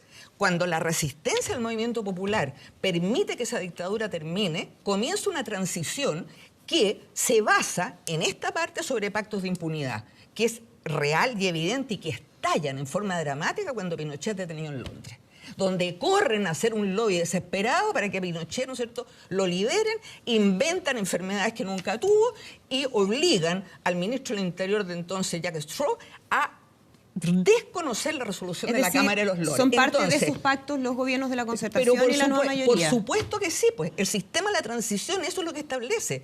Y todos y cada uno de los ministros de defensa desde ese entonces han avalado las tesis falsas de que el ejército ni carabineros tienen información, lo cual es mentira. La tienen a tal punto que nos enteramos ahora que, curiosamente, fíjese que justo quemaron aquellos archivos que estaban digitalizados justo en el periodo en que fue asesinado el ministro Frei Montalva. Curioso, ¿no? Diputada, vamos a seguir conversando. Voy a abrir inmediatamente la conversación también al panel. Francisco Vidal. A ver, yo creo que los crímenes de la dictadura cívico-militar te faltó de derecha. En la transición, y más que reconocer un pacto, en la política la correlación de fuerza es fundamental. Y es verdad que a partir de la detención de Pinochet esto avanzó mucho más rápido. Pero yo quiero preguntarle a la diputada cuál es la visión, que yo no la comparto, de las defensas de los violadores, que es bien impresionante, ¿eh? O sea, cómo sobre una misma realidad hay visiones tan distintas. Yo por disciplina me he leído, no todos, pero casi todos, los documentos de un abogado que se llama Adolfo Paul Latorre, que es como el ideólogo de esa posición. Más allá de que en este mismo programa, cuando estuve invitado el entonces candidato José Antonio Caz, no sé si ustedes se acuerdan, que me llegó el acta de la familia militar en retiro, que acusaba, junto con proclamar a Sebastián Piñera en segunda vuelta, acusaba que los jueces en Chile eran izquierdistas, marxistas, y que en consecuencia prácticamente todos los condenados por derechos humanos eran inocentes. Si uno lee a este abogado en un lenguaje mucho más sofisticado y mucho más preparado, la pregunta, Carmen, es la siguiente: ¿por qué la defensa de los violadores sostiene exactamente al revés de lo que tú sostienes? Y es que los fallos de la Corte Suprema en particular expresan completamente estar fuera del Estado de Derecho, y aún más los acusan de izquierdistas, marxistas y prevaricadores. Esa es mi primera pregunta. Diputada. La puedo contestar, señor Vidal. O sea, obviamente, digamos, a mí no me parece nada extraño la defensa de los genocidas en el Tribunal de Nuremberg, de los criminales de guerra en el Tribunal Internacional para la Yugoslavia, sostienen siempre lo mismo. O sea, los jueces son los responsables, ellos son inocentes, ellos obedecieron órdenes en el mejor de los casos. O sea, no tiene nada de extraño que los abogados de los violadores de derechos humanos estén sosteniendo lo que usted señala. Para mí no tiene nada de extraño. Lo que sí quiero insistir en que los logros que se obtienen en el Poder Judicial en Chile es a partir de un punto de inflexión en que el Poder Judicial lo hace después de la detención de Pinochet en Londres, ¿no es cierto? A partir del año 2000, recién empiezan a reconocer el derecho internacional que nosotros, los abogados de derechos humanos, reivindicamos desde sus orígenes, desde sus inicios, en plena dictadura. Dijimos que era necesario aplicar los convenios de Ginebra. Oídos sordos, porque esa ha sido la realidad. Esa ha sido la realidad de lo que ocurrió en este país. Toda la época de la dictadura, oídos sordos, amparos rechazados. Todo el periodo primero de los 90, todo ese periodo de la transición, oídos sordos, rechazados. Y solo cuando Pinochet, y debemos darle las gracias para siempre al juez Baltasar Garzón y a la jurisdicción universal que tienen las violaciones sistemáticas y masivas de los derechos humanos, que la comunidad internacional les ha reconocido, por cierto, en su desarrollo civilizado, gracias a eso, y traen al genocida, y ahí el Poder Judicial lentamente comienza, ¿no es cierto?, a aceptar nuestros argumentos y a ver que el derecho internacional forma una parte obligatoria cuando se trata de derechos humanos. Esto no es un problema de que tú, a ver si te gustó, si no te gustó. No, el cuerpo jurídico que regula el tema de las violaciones sistemáticas y masivas de derechos humanos es un cuerpo que la comunidad internacional desarrolla progresivamente desde que descubre el holocausto nazi. Ahí, con horror, empiezan a regular. ¿Y a qué conclusión llegan? Llegan a que estos crímenes son inadmisibles, que estos crímenes son imprescriptibles y que estos crímenes son de jurisdicción universal. ¿Y saben por qué son de jurisdicción universal? Porque estos crímenes atentan no solo contra la vida de las víctimas, no solo contra la integridad física de los miles de ciudadanos que torturaron, no solo contra la libertad de los miles de ciudadanos que encarcelaron en este país a lo largo de todo el país con campos de concentración oficiales y secretos. No, atentan ni más ni menos que contra la condición del hombre. Ese es el bien jurídico que protege el derecho internacional de los derechos humanos. Y cuando un Estado viola la condición del hombre, está poniendo en peligro la paz y la seguridad mundial. Eso no lo digo yo, no lo dicen los familiares de las víctimas, lo dice el derecho internacional. Diputada. Y esta caracterización de la condición del hombre es una caracterización que hace el fiscal francés del Tribunal de Nuremberg. Diputada Entonces, esa es la gravedad ante lo cual este país ha sido traumatizado y respecto del cual no ha habido la respuesta que corresponde. Y por lo tanto, Andrea, aquí lo que se está haciendo es heredar a nuestros nietos y a nuestros bisnietos una sociedad degradada en la cual, ¿qué es lo que estamos diciendo cuando establecemos la impunidad? Que la injusticia es una enorme convivencia y que el crimen es legítimo, regula los conflictos políticos entre las personas. Es legítimo. Esa es la señal que se está mandando. Diputada, tiene pregunta también Gonzalo Miller. Gonzalo. Sí, varias preguntas en realidad. Primero, diputada, ¿usted cree que los prisioneros de Punta Peuco tienen derechos humanos? Pero, todos los ciudadanos de este país, señor Miller, tienen derechos humanos. Es obvio.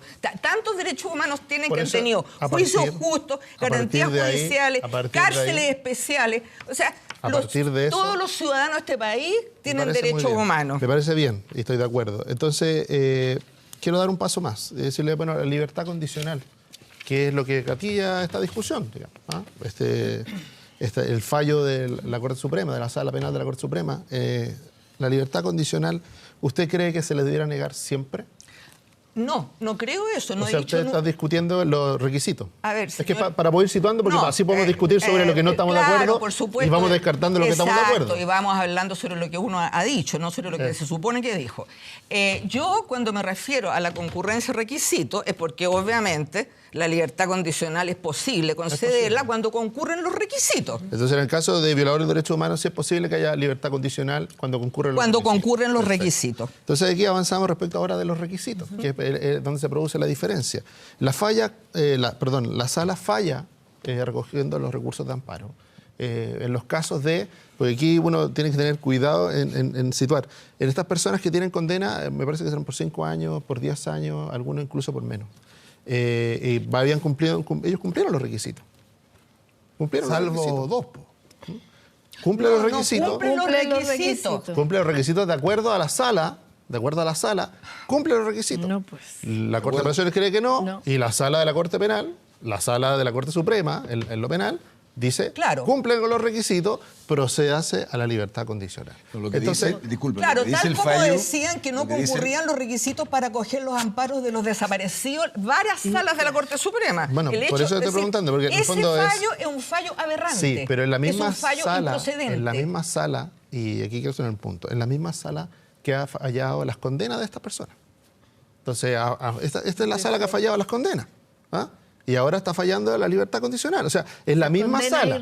Es la misma sala que ha fallado las condenas, la que está revisando ahora la libertad condicional. Entonces, ¿usted es abogado? Entonces, por eso es para saber si ha litigado alguna vez. No me ha tocado litigar en la Corte. ¿Sabe el hecho que la sala integrada por X, A, B, C, porque van integrándose indistintamente, ¿no es cierto?, haya fallado la condena y haya fallado la libertad condicional, no veo qué argumento es. Aquí el argumento es que los jueces están obligados a fallar de acuerdo a derecho. Y estos sujetos, estos tipos, los siete tipos, tienen, en primer lugar, una pena irrisoria, una pena que en el fondo es impunidad. En segundo lugar, perdóneme, señor. En segundo lugar, estos tipos no han cooperado, ni uno de ellos, con la acción de la justicia, ni uno de ellos. Más aún, la Comisión de Libertad Condicional, que les negó la libertad a estos tipos, en el caso de uno de los tipos, señala exactamente que tiene inexistencia de la conciencia del delito y del daño, ni más ni menos. Y la Corte de Apelaciones confirmó eso. Estamos frente a ese punto. Ninguno de estos sujetos criminales entregó jamás antecedente relevante alguno respecto a la organización a la que pertenecía. ¿Cuál es el punto, diputada? Porque por lo tanto, no pueden tener libertad condicional. Quiero tomar un poco lo que decía Pancho Vidal o tratar de interpretar un poco, decirle, los abogados de la defensa hablan políticamente contra los fallos de las condenas.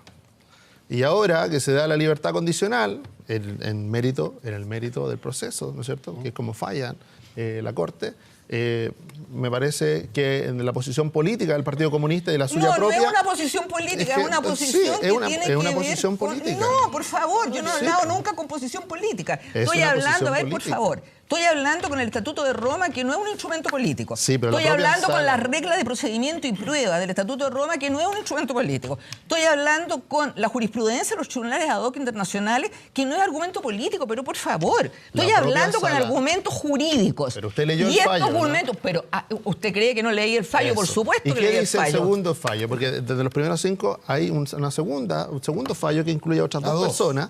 Y ahí expresamente en el segundo fallo hace referencia al derecho internacional, haciéndose cargo un poco de la crítica política y dice... Es que no es crítica política esa. Bueno, la crítica jurídica. O sea, no insista que es crítica política, porque la crítica política es la que le hace el ministro Larraín cuando dice que los jueces son de izquierda. Eso es crítica política.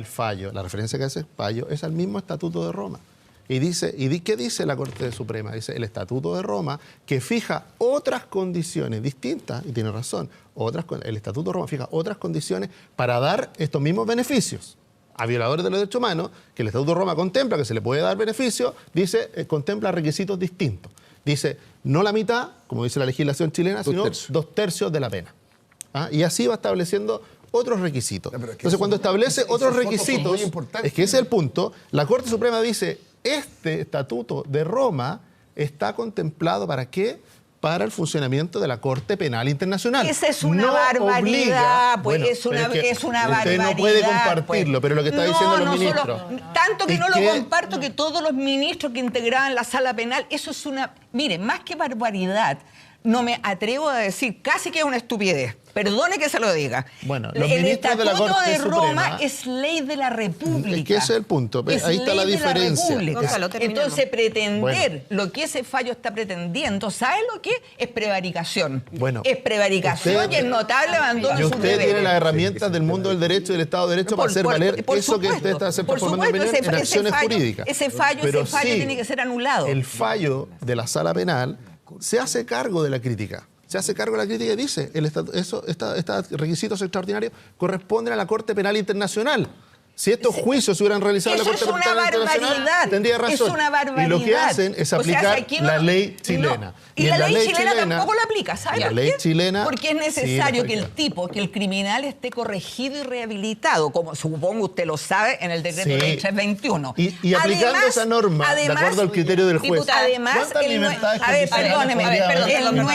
924 además hace referencia explícita al Estatuto de Roma y a la necesidad que cooperen con la acción de la justicia. O sea, ni siquiera la miserable reglamentación interna, que usted, si es abogado, sabe perfectamente que es una norma completamente subordinada al derecho internacional y de mucho menor jerarquía, ni siquiera eso lo cumplen. Yo creo que ahí está ni siquiera eso lo cumplen. Para avanzar con Silvia, que está esperando también para hacer preguntas. Yo creo que ahí está situada la contienda, digamos, respecto de lo que falla la Corte Suprema y el juicio incluso político, porque se anuncia acusación constitucional respecto de los jueces que fallaron, me imagino que es de la sala completa. El Partido Comunista... Bueno, la Cámara de Diputados, una Cámara política, obviamente. El Partido Comunista tendrá que ver si cuenta en ese punto, con el apoyo y la misma visión del resto de los socios de lo que era la nueva mayoría. Silvia Izaguirre. Yo creo que no hay duda que en Chile estamos en deuda con lo que pasó en la dictadura. Yo creo que eso nadie lo puede negar en esta mesa. La justicia llegó tarde y llegó poco. Pero dicho eso, yo quería preguntarle salir de este caso, porque es como muy de abogados. Yo la verdad no tengo antecedentes para poder pronunciarme al respecto. Pero, porque usted decía, la pena irrisoria. Si a mí me dan una pena irrisoria, yo como condenada tengo poco que hacer ahí, entonces estoy sonada. Me sonaron antes de poder hacer algo. Pero le quería preguntar otra cosa. ¿Usted está de acuerdo que las personas que hayan cometido crímenes de lesa humanidad sean indultados para terminar su vida en sus casas cuando están con enfermedades terminales, con Alzheimer, en condiciones ya muy, muy precarias? ¿Considera usted que también tienen ese derecho humano o no? Silvia, no es mi opinión personal. Aquí no es lo que yo considero. Los crímenes de lesa humanidad, como el genocidio y los crímenes de guerra, no son indultables. Está expresamente prohibido el indulto y la amnistía por lo que yo señalé al comienzo. Estoy de acuerdo, porque aquí no solo están afectando al Estado donde se cometieron estos crímenes, sino están afectando la paz mundial. Entonces no son indultables. Está bien. Eso es otra cosa. Pero yo quería preguntarle es el beneficio carcelario a que puedan tener lugar, ¿no es cierto?, a que puedan acceder un criminal de lesa humanidad o un genocida o un criminal de guerra, dependiendo la situación, ¿no es cierto?, del país. En el caso nuestro son criminales de lesa humanidad, que estén en un estado terminal independientemente acreditado. No es obvio, porque fíjese que aquí el Alzheimer es una especie de epidemia que le da a todos los altos oficiales de ejército, diputada, que son condenados. Mi pregunta es teórica, no es pragmática. Mi pregunta es teórica y quiero saber su opinión. Por eso se la voy a contestar de acuerdo, no con mi parecer, no, yo quiero de acuerdo con parecer. lo que señala. No, es que mi parecer da lo mismo. No, es que a mí me importa su parecer. Mi parecer es lo que establecen las normas internacionales, lo que establece el derecho. Ese es mi parecer. Y mi parecer señala, en primer lugar, que estos tipos, su enfermedad terminal, como le digo, sea independientemente acreditada, para que no nos encontremos con la enfermedad terminal, por ejemplo, el caso de Pinochet, que inauguró, ¿no es cierto?, la mentira y la demencia senil falsa. La inauguró como camino para todos los oficiales de ejército, carabineros y también navales. Bueno, en primer lugar eso. Y en segundo lugar, se exige la cooperación con la justicia desde sus inicios. Eso no lo exijo yo, no lo exige el Movimiento de Derechos Humanos, lo exige la comunidad internacional. Entonces, tengamos claridad sobre esto, porque en la medida en que como sociedad no tenemos claridad sobre esto, la verdad es que, insisto, estamos creando una sociedad muy degradada, una sociedad en que los valores están completamente al revés. Sí, diputada, pero yo conozco muchas personas de izquierda también que tienen que la compasión es más y que están dispuestos a indultar siempre y cuando, por supuesto, sean personas que estén en la fase terminal de un cáncer terminal o con un Alzheimer terriblemente... Le acabo de señalar no, que el aunque indulto, no hayan no indultar, que vayan a hacer su condena en sus hogares. Con los requisitos que yo le he dicho, pues. Bueno, pero que sea independiente, no que sea un médico del hospital militar, ni tampoco el servicio médico legal que han estado sumariados. Lo doy por hecho eso, ya, obvio. No, es que no es tan obvio, porque en este país se ha mentido y se hacen informes falsos, se hacían autopsias falsas. Imagínense la falsedad de haber inventado la demencia senil de Pinochet, pues, ni más ni menos. Ni más ni menos. No del cabo tanto, no, Pinochet. Está bien, pero yo quería preguntarle solamente... Ya, entonces, si tenemos independientemente... Y no colaboró. Y no colaboró, eso tendrá que, caso a caso, el tribunal o la Comisión de Libertad determinarlo. Pero eso no lo determino, no es mi parecer. De aquí salgamos de esto y asumamos que la comunidad internacional de la cual nosotros formamos parte está estableciendo normas que son obligatorias, porque si no, pongámonos al margen de la comunidad internacional y seamos una especie de Estado fallido, Estado canalla, digamos. Es que yo creo que uno también puede opinar respecto de las... O sea, a mí me interesa la opinión de las personas que están en política, es decir, uno tiene la justicia, tiene las normas, pero también uno tiene sus opiniones al respecto. Que la de la comunidad internacional civilizada, perfecto. La misma. O sea, podría haber beneficios carcelarios, pero bajo ciertos requisitos. Bajo la concurrencia de requisitos, como lo he señalado una y otra vez en esta intervención. Bien. A pesar de que son los crímenes más repugnantes que se pueden haber cometido, bueno, esos crímenes repugnantes, en cuanto a la libertad condicional, tienen que concurrir requisitos, pero sobre todo yo quiero insistir, porque aquí no lo asumen, la responsabilidad que se tiene de que esto ocurra como sociedad. Aquí no se ha legislado como corresponde, no se ha adecuado la legislación interna realmente a la normativa internacional. Hasta los medios de comunicación saben perfectamente lo que ocurre en este país. Y sin embargo, yo quiero poner un ejemplo del trastoque de valores. Hace 2 semanas o 3 semanas, todas las portadas de los medios, todos los catones de la televisión editorializaron sobre un pelafustán con cemento acosador y abusador, un tipo de la farándula que no sé ni cómo se llama, no importa, ¿ya? De los acosos y las actrices, lo que dijeron. ¿Sabe qué? Paralelamente a esa situación, se le estaba dando la libertad condicional a Luis Felipe Polanco, no solo piloto de la Caravana de la Muerte, que fue un comando de exterminio que, como todo Chile sabe, ¿no es cierto?, masacró a funcionarios responsabilidad del gobierno de Salvador Allende. No es que lo hayan fusilado, no, los masacraron, los mataron con corvos y a pausa. Pero además de eso, este tipo fue piloto de los helicópteros que salían desde el Comando de Aviación del Ejército a lanzar opositores políticos al mar. Ni una palabra, ni una palabra. Eso no ocupó portada, fue irrelevante. Eso es lo que está dando muestra de una sociedad degradada. Y eso es lo que no podemos realmente heredarle a nuestros nietos, bisnietos y tataranietos. No podemos, porque es muy peligroso. Yo comparto plenamente lo último que acaba de decir Carmen Hertz. Yo creo que en materia de derechos humanos estamos al debe con nuestra sociedad, con nuestro país, al debe como político, al debe como gobierno y desde el fin de la dictadura.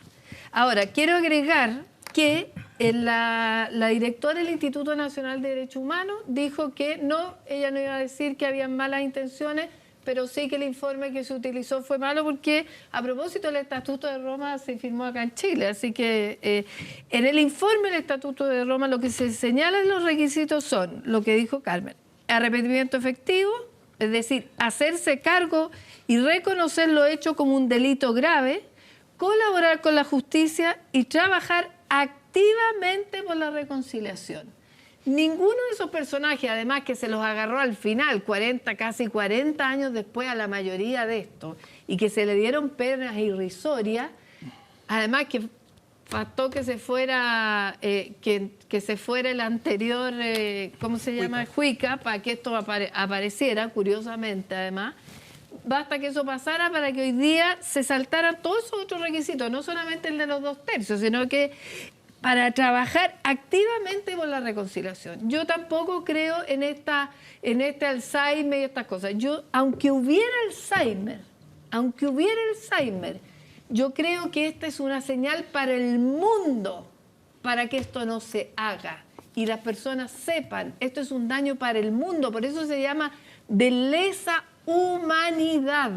Este es un daño para la humanidad, mira, Sebastián Piñera, el presidente, indultó a una persona de 72 años porque tiene un cáncer terminal, de 75, perdón, y en ningún momento se mencionó que esta persona asesinó a una mujer embarazada. Entonces, en plena dictadura militar, ¿qué es eso? Es ocultar el criminal de lesa humanidad que ahora tiene cáncer terminal. Yo creo que que aquí no es un derecho de nadie decir yo lo mandaría a la casa. Esto es una convención mundial de que la humanidad tiene que salvarse de estos genocidas. Tenemos que salvar a las generaciones que vienen de estos genocidas, porque si no, ellos van a saber, mira, conseguirse que un médico declare Alzheimer, ya hemos visto que se consiguen bastantes cosas con los médicos.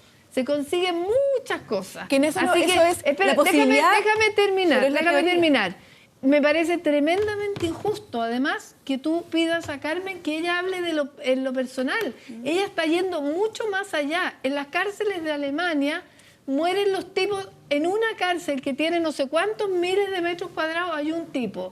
Agarran a un tipo de 97, gracias. Pero no lo tomes como algo personal ni político. Eso es un tema de la humanidad. Cuando perdemos la humanidad,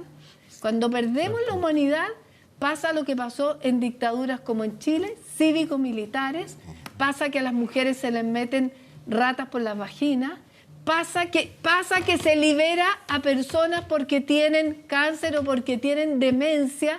Oye, hay muchas personas que han muerto sin saber. Hace poco murió la mamá del militar que se negó a matar personas, Nach. Miguel Nach. Y no, esa madre se murió sin saber. ¿A ti eso te parece humanamente que no merecía que ellos respondieran a la Corte Penal, al Estatuto de Roma, arrepintiéndose y dando información? Estoy diciendo que me parece espantoso lo que pasó en Chile y que los crímenes de lesa humanidad tienen que ser condenados con la mayor estrictez. Pero me parece que como sociedad... Ese es el tema central. Bien, pero déjeme responder. Perdón, porque ahora todos, ¿no es cierto?, el mismo sector político que hoy forma parte de la coalición de gobierno y que en su momento avaló el exterminio, porque así fue, lo aplaudieron, lo justificaron, ese mismo sector político, ¿no es cierto?, por supuesto, en la transición desplegaron todo tipo de actividad para que la impunidad se hiciera, todo tipo de actividad frenética. Por favor, con lo de Pinochet ya fue una vergüenza. Si yo no estoy Perdón, espérate, déjame hablar. Y de pronto, fíjate, se aparecen tan partidarios de lo humanitario? ¿Por qué estos viejitos que están en Punta Peuco, pobrecitos? Entonces tenemos rimbombantes declaraciones, rimbombantes editoriales, salen rimbombantes personajes a hacer campañas mediáticas, incluso sacerdotes, a decir, oh, Pero por ¿sabe Dios, qué, Celia? estamos acá en algo terrible. Diputada, Descubren los derechos yo humanos cuando se trata de los victimarios. Bueno, Y eso no es repudio posible. para que repudio los termine la idea crímenes y de vuelvo. lesa humanidad y creo que la derecha tiene una deuda con eso y no lo voy a negar. Pero acá también hay personas como el padre Montes, personas de izquierda que sufrieron estos crímenes, que creen que Chile sería un país más humano también si le reconocemos los derechos que estas mismas personas se los negaron a muchos chilenos. Yo creo que no es un tema, o sea, toda la condena a estos hechos y a las personas, pero considero que también es rescatar lo humano, la compasión en situaciones que de verdad los ameritan como ante la muerte. Silvia, pero y cuando ya me te dicen, lo hemos dicho 20 veces. Bueno, que la Kela dijo que no. Existen normas de la comunidad internacional. Está bien. ¿Por qué fíjate que descubren los derechos humanos y se ponen tan compasivos con los victimarios? ¿Por qué no se informan? ¿Saben lo que es bueno? Toda la gente que está aquí debería conocer lo que es el derecho internacional. Es una obligación mínima sobre materia de Pero derechos estoy hablando humanos. también de cosas que dijo el padre Montes. Eso Entonces, se debe conocer. Padre Montes, Es la ¿conoce obligación los de todos requisitos? nosotros. Diputada, ¿Conoce Carlos los Larraín requisitos? también Pregúntale tú. tiene... ¿Ahora? ¿Sí? Ya. Una intervención. Yo entiendo, doña Carmen, que esto es una causa muy importante para usted, ¿no? Y la respeto. Pero hay algunos comentarios que uno puede hacer así genéricos, dispersos, no técnicos. Uno, llama la atención que usted pueda decir así, al barrer, que todas las condenas fueron irrisorias. Un poco No dije que todas, dije que la mayoría y que solo, lo Bueno, dije textualmente, un pues, puñado me equivoqué de con los el- agentes tuvieron una pena proporcional. Entonces, Ya. cuando usted Quito el intervenga, adverbio. dígalo sobre lo que yo efectivamente Perdón, dije, porque retiro. si no perdemos Algunas tiempo. condenas irrisorias. Muy bien, ya. Luego, que hubo falta de cooperación relevante de los condenados. Yo no sé cómo le consta a usted, porque al menos los jueces opinan lo contrario. Sí, ¿en qué caso opinan lo contrario? Por favor, señor déjeme Larraín. tratar de ordenarme porque... ¿Cómo me consta leyendo los expedientes? Fíjese, Ya, me consta. bueno, Diputada, muy bien. dejemos que termine Pero Carlos Larraín y ahí le doy la palabra. La para que cooperación, para usted sabe, avanzar. se traduce en muchas cosas que no quedan por escrito. Ahora, el análisis de los jueces es siempre prudencial y hay variaciones en eso. Yo no creo que la salida de don Milton Huico sea la causa de darle la libertad condicional a estas 7 personas. No lo creo. Me resisto a creerlo. Sería trivializar el funcionamiento de los tribunales. Ahora, ha habido 48 casos presentados ante los tribunales en los últimos 20 años. 48 casos. Y en 23 se han otorgado beneficios desde bastante tiempo atrás. O sea, esto no es una cosa de temporada. ¿Ah? Ahora, todas las instituciones están corrompidas. Es muy difícil vivir así. Sociedad degradada. O sea, yo creo que hay que matizar más. Porque la realidad es más compleja que eso. Kena dijo el escarnio, la ejemplaridad. Yo suscribo el análisis de que las condenas sirven para eso. ¿Ah? Pero ¿no estará hecho el escarnio para el resto de los que vivimos en Chile? Yo creo que este tema ha sido ultra traído y llevado, ¿no? Caso GES, que Francisco mencionó. El caso de GES, ustedes lo conocen seguro, un pobre loco que contribuyó al éxito del nacionalsocialismo en los inicios, y después, como el año 41, creo, se subió a un avión, preparó su fuga y se fue manejando el avión hasta Escocia, y ahí cayó en un potrero en Escocia. Bueno, loco como cabra de cerro. Y GES, en fin, luego de que lo interrogaron, le sacaron toda la información que se pudo, bueno, cayó preso y estuvo preso hasta su muerte en Spandau, por objeción precisamente en la Unión Soviética, donde los derechos humanos, no vamos a decir que eran el desvelo principal de don José Stalin, ¿no? La misericordia, que nosotros solo pedimos misericordia para estas personas. La misericordia es una regla que se nos aplica a todos. Y la misericordia precisamente la misma que no tuvieron los condenados. Y esa es la superioridad de las víctimas y de los que administran el derecho.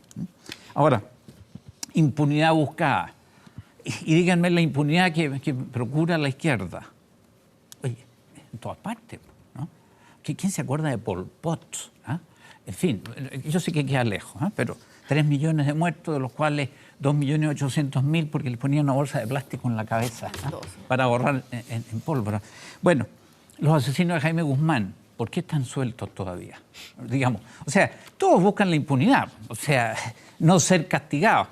Y yo creo que este tipo de postura tiene que irse corrigiendo con el tiempo.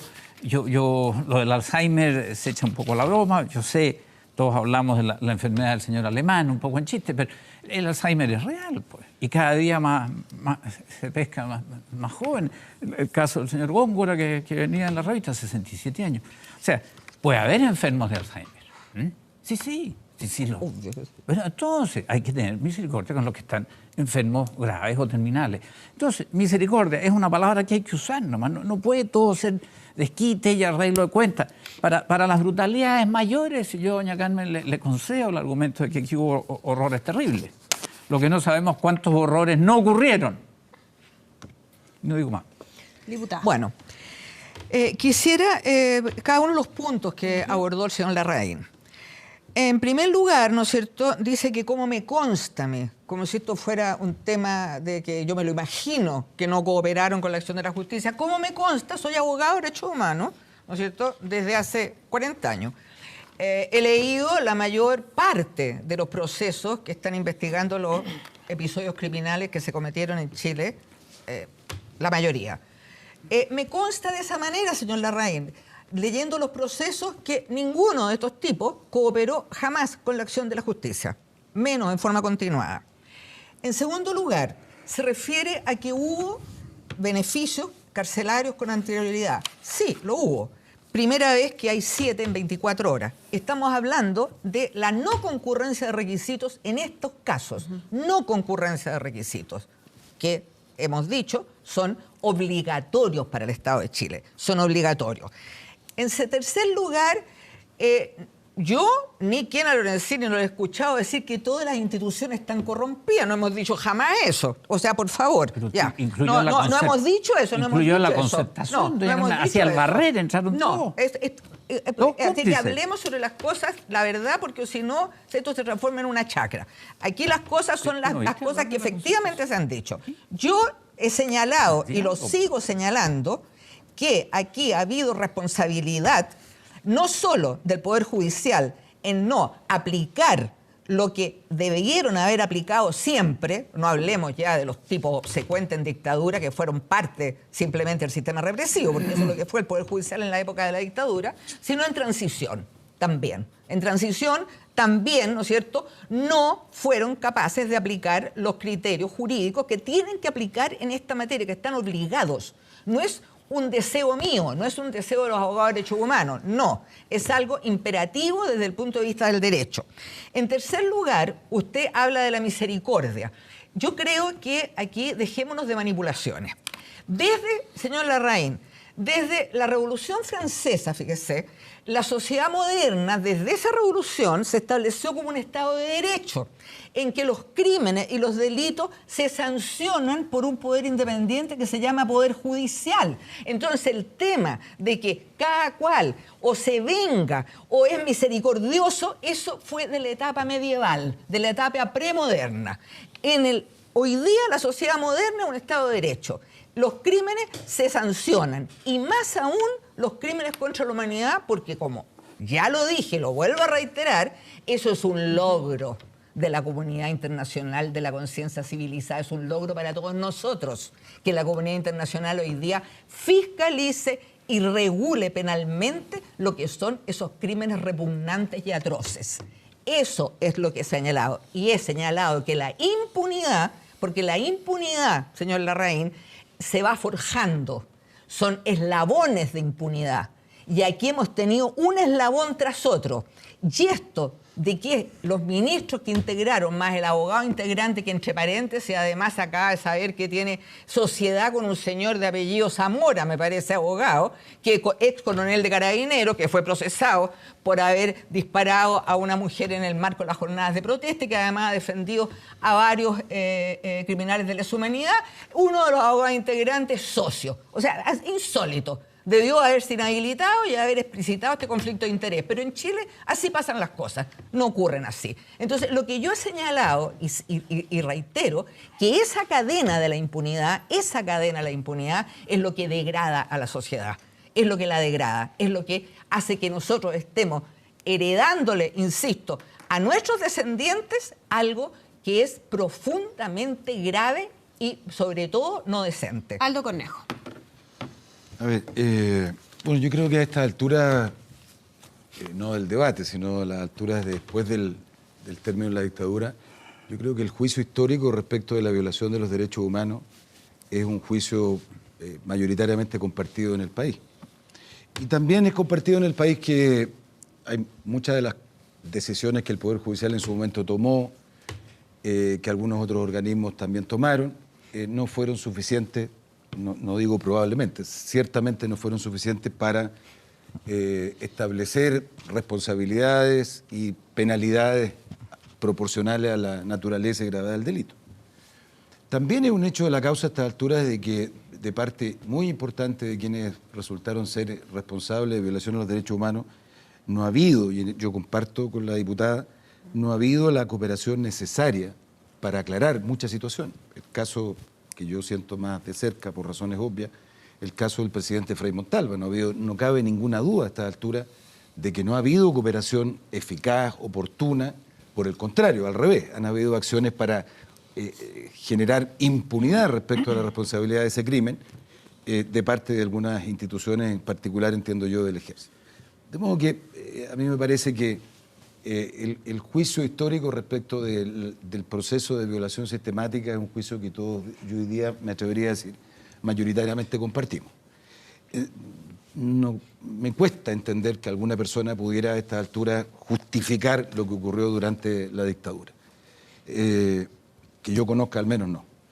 Y no creo que ninguno de los que estamos formando parte de esta conversación justifique bajo ninguna circunstancia lo que hemos conocido con posterioridad y durante la dictadura. En segundo lugar, si uno lee el fallo, diputada, yo lo leí, y creo que todos los que estamos acá lo leímos, es un fallo, y no me interprete mal por favor en lo que voy a decir, es un fallo que como formalmente bien construido, formalmente. Porque si uno lee el fallo, al final dice, mira, tuvieron que darle la libertad condicional por culpa de nuestro ordenamiento jurídico interno, porque pareciera ser que varios cuerpos legales son los responsables, el decreto al cual usted hacía mención, el 321, el 924, el Estatuto de Roma, etcétera, etcétera.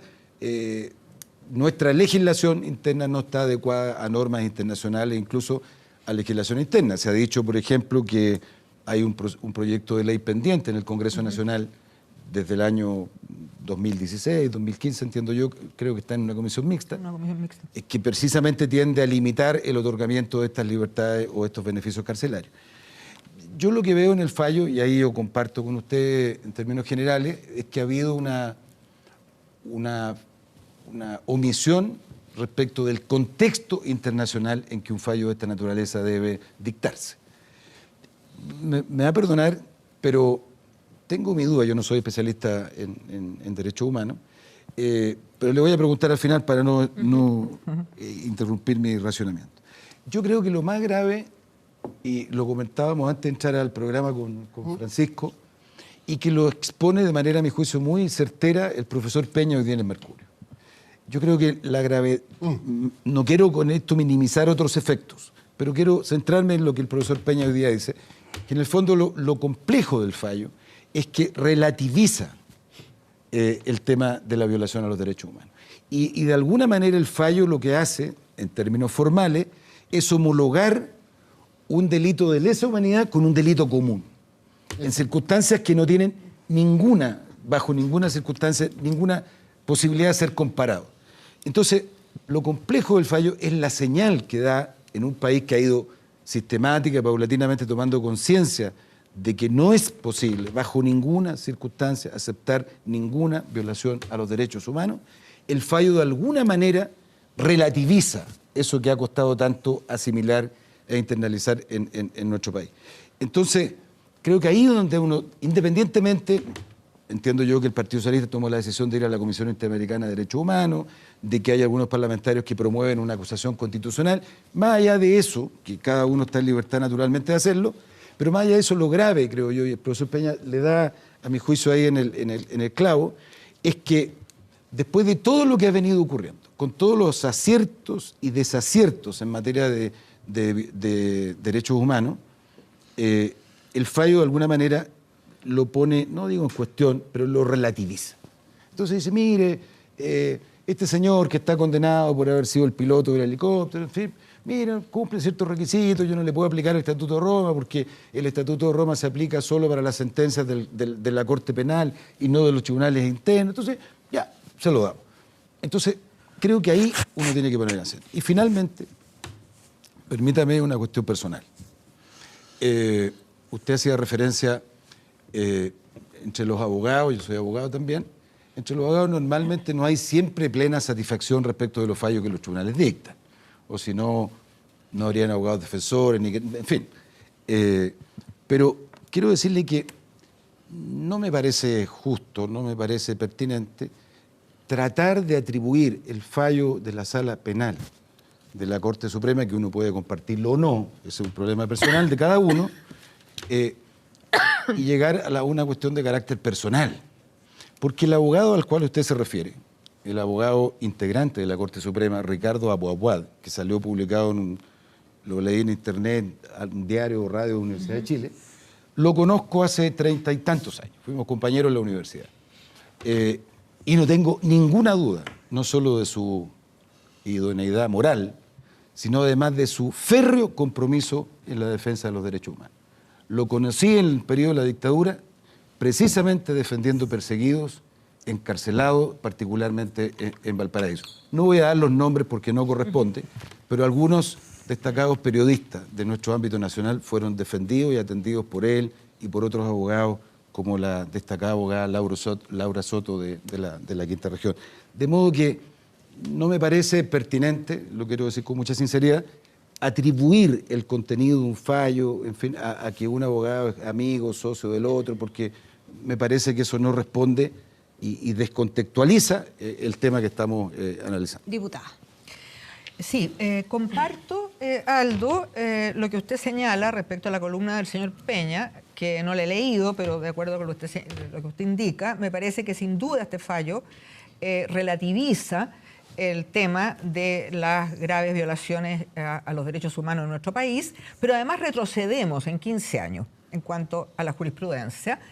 Y hay algo que este tribunal parece desconocer, que se llama, leyendo, digamos, la redacción del fallo, ¿no es cierto? A ver, de partida hay una incoherencia y una cosa bastante feroz cuando dicen, miren, aquí lo hemos considerado delito de lesa humanidad porque lo condenamos. Lo consideramos delito de lesa humanidad porque no aplicamos la medida de prescripción. Entonces, como ya lo hemos considerado tanto delito de lesa humanidad, entonces ahora para la ejecución de la pena, no le aplicamos el Estatuto de Roma. Como si un crimen tuviera efecto jurídico en el espacio A y en el espacio B no. Ya, absurdo.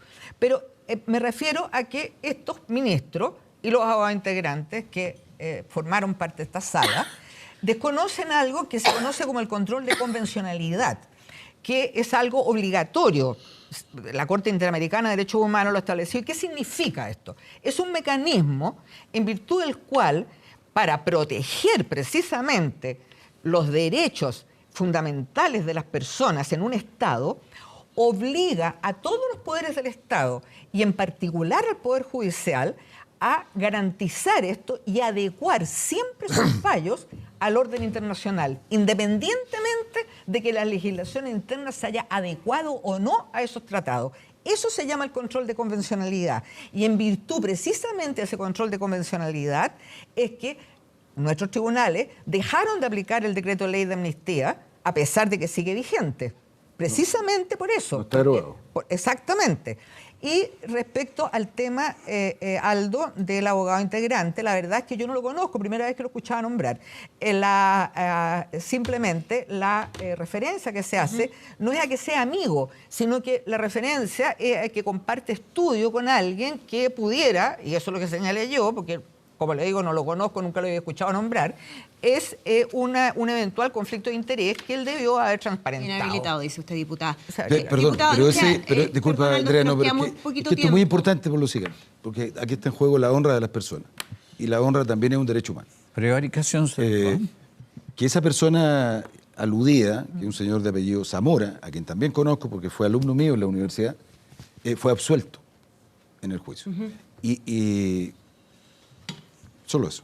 Diputada, nos tenemos que ya empezar a despedir, pero quiero preguntarle antes, ¿usted va a impulsar esta acusación inconstitucional en contra de los jueces? ¿Va a hacerse parte de esa acción? Sí, yo tengo el convencimiento de que la acusación constitucional procede. Tengo el convencimiento de que los integrantes de la sala penal que dictaron estas resoluciones en 24 horas de libertades condicionales a tipos que no lo merecen, ni respecto a los cuales no concurre el requisito, incurrieron en notable abandono de sus deberes, sin duda alguna. Diputada Carmen Hertz, muchísimas gracias por acompañarnos hoy en Estado Nacional. A nuestros panelistas, ustedes por supuesto siempre en sus casas, los dejamos invitados a continuar. Ya vienen las noticias, luego Avance, Visión, Futuro. Que tengan un bonito domingo, que estén muy bien. Nos reencontramos el próximo a las 10 de la mañana.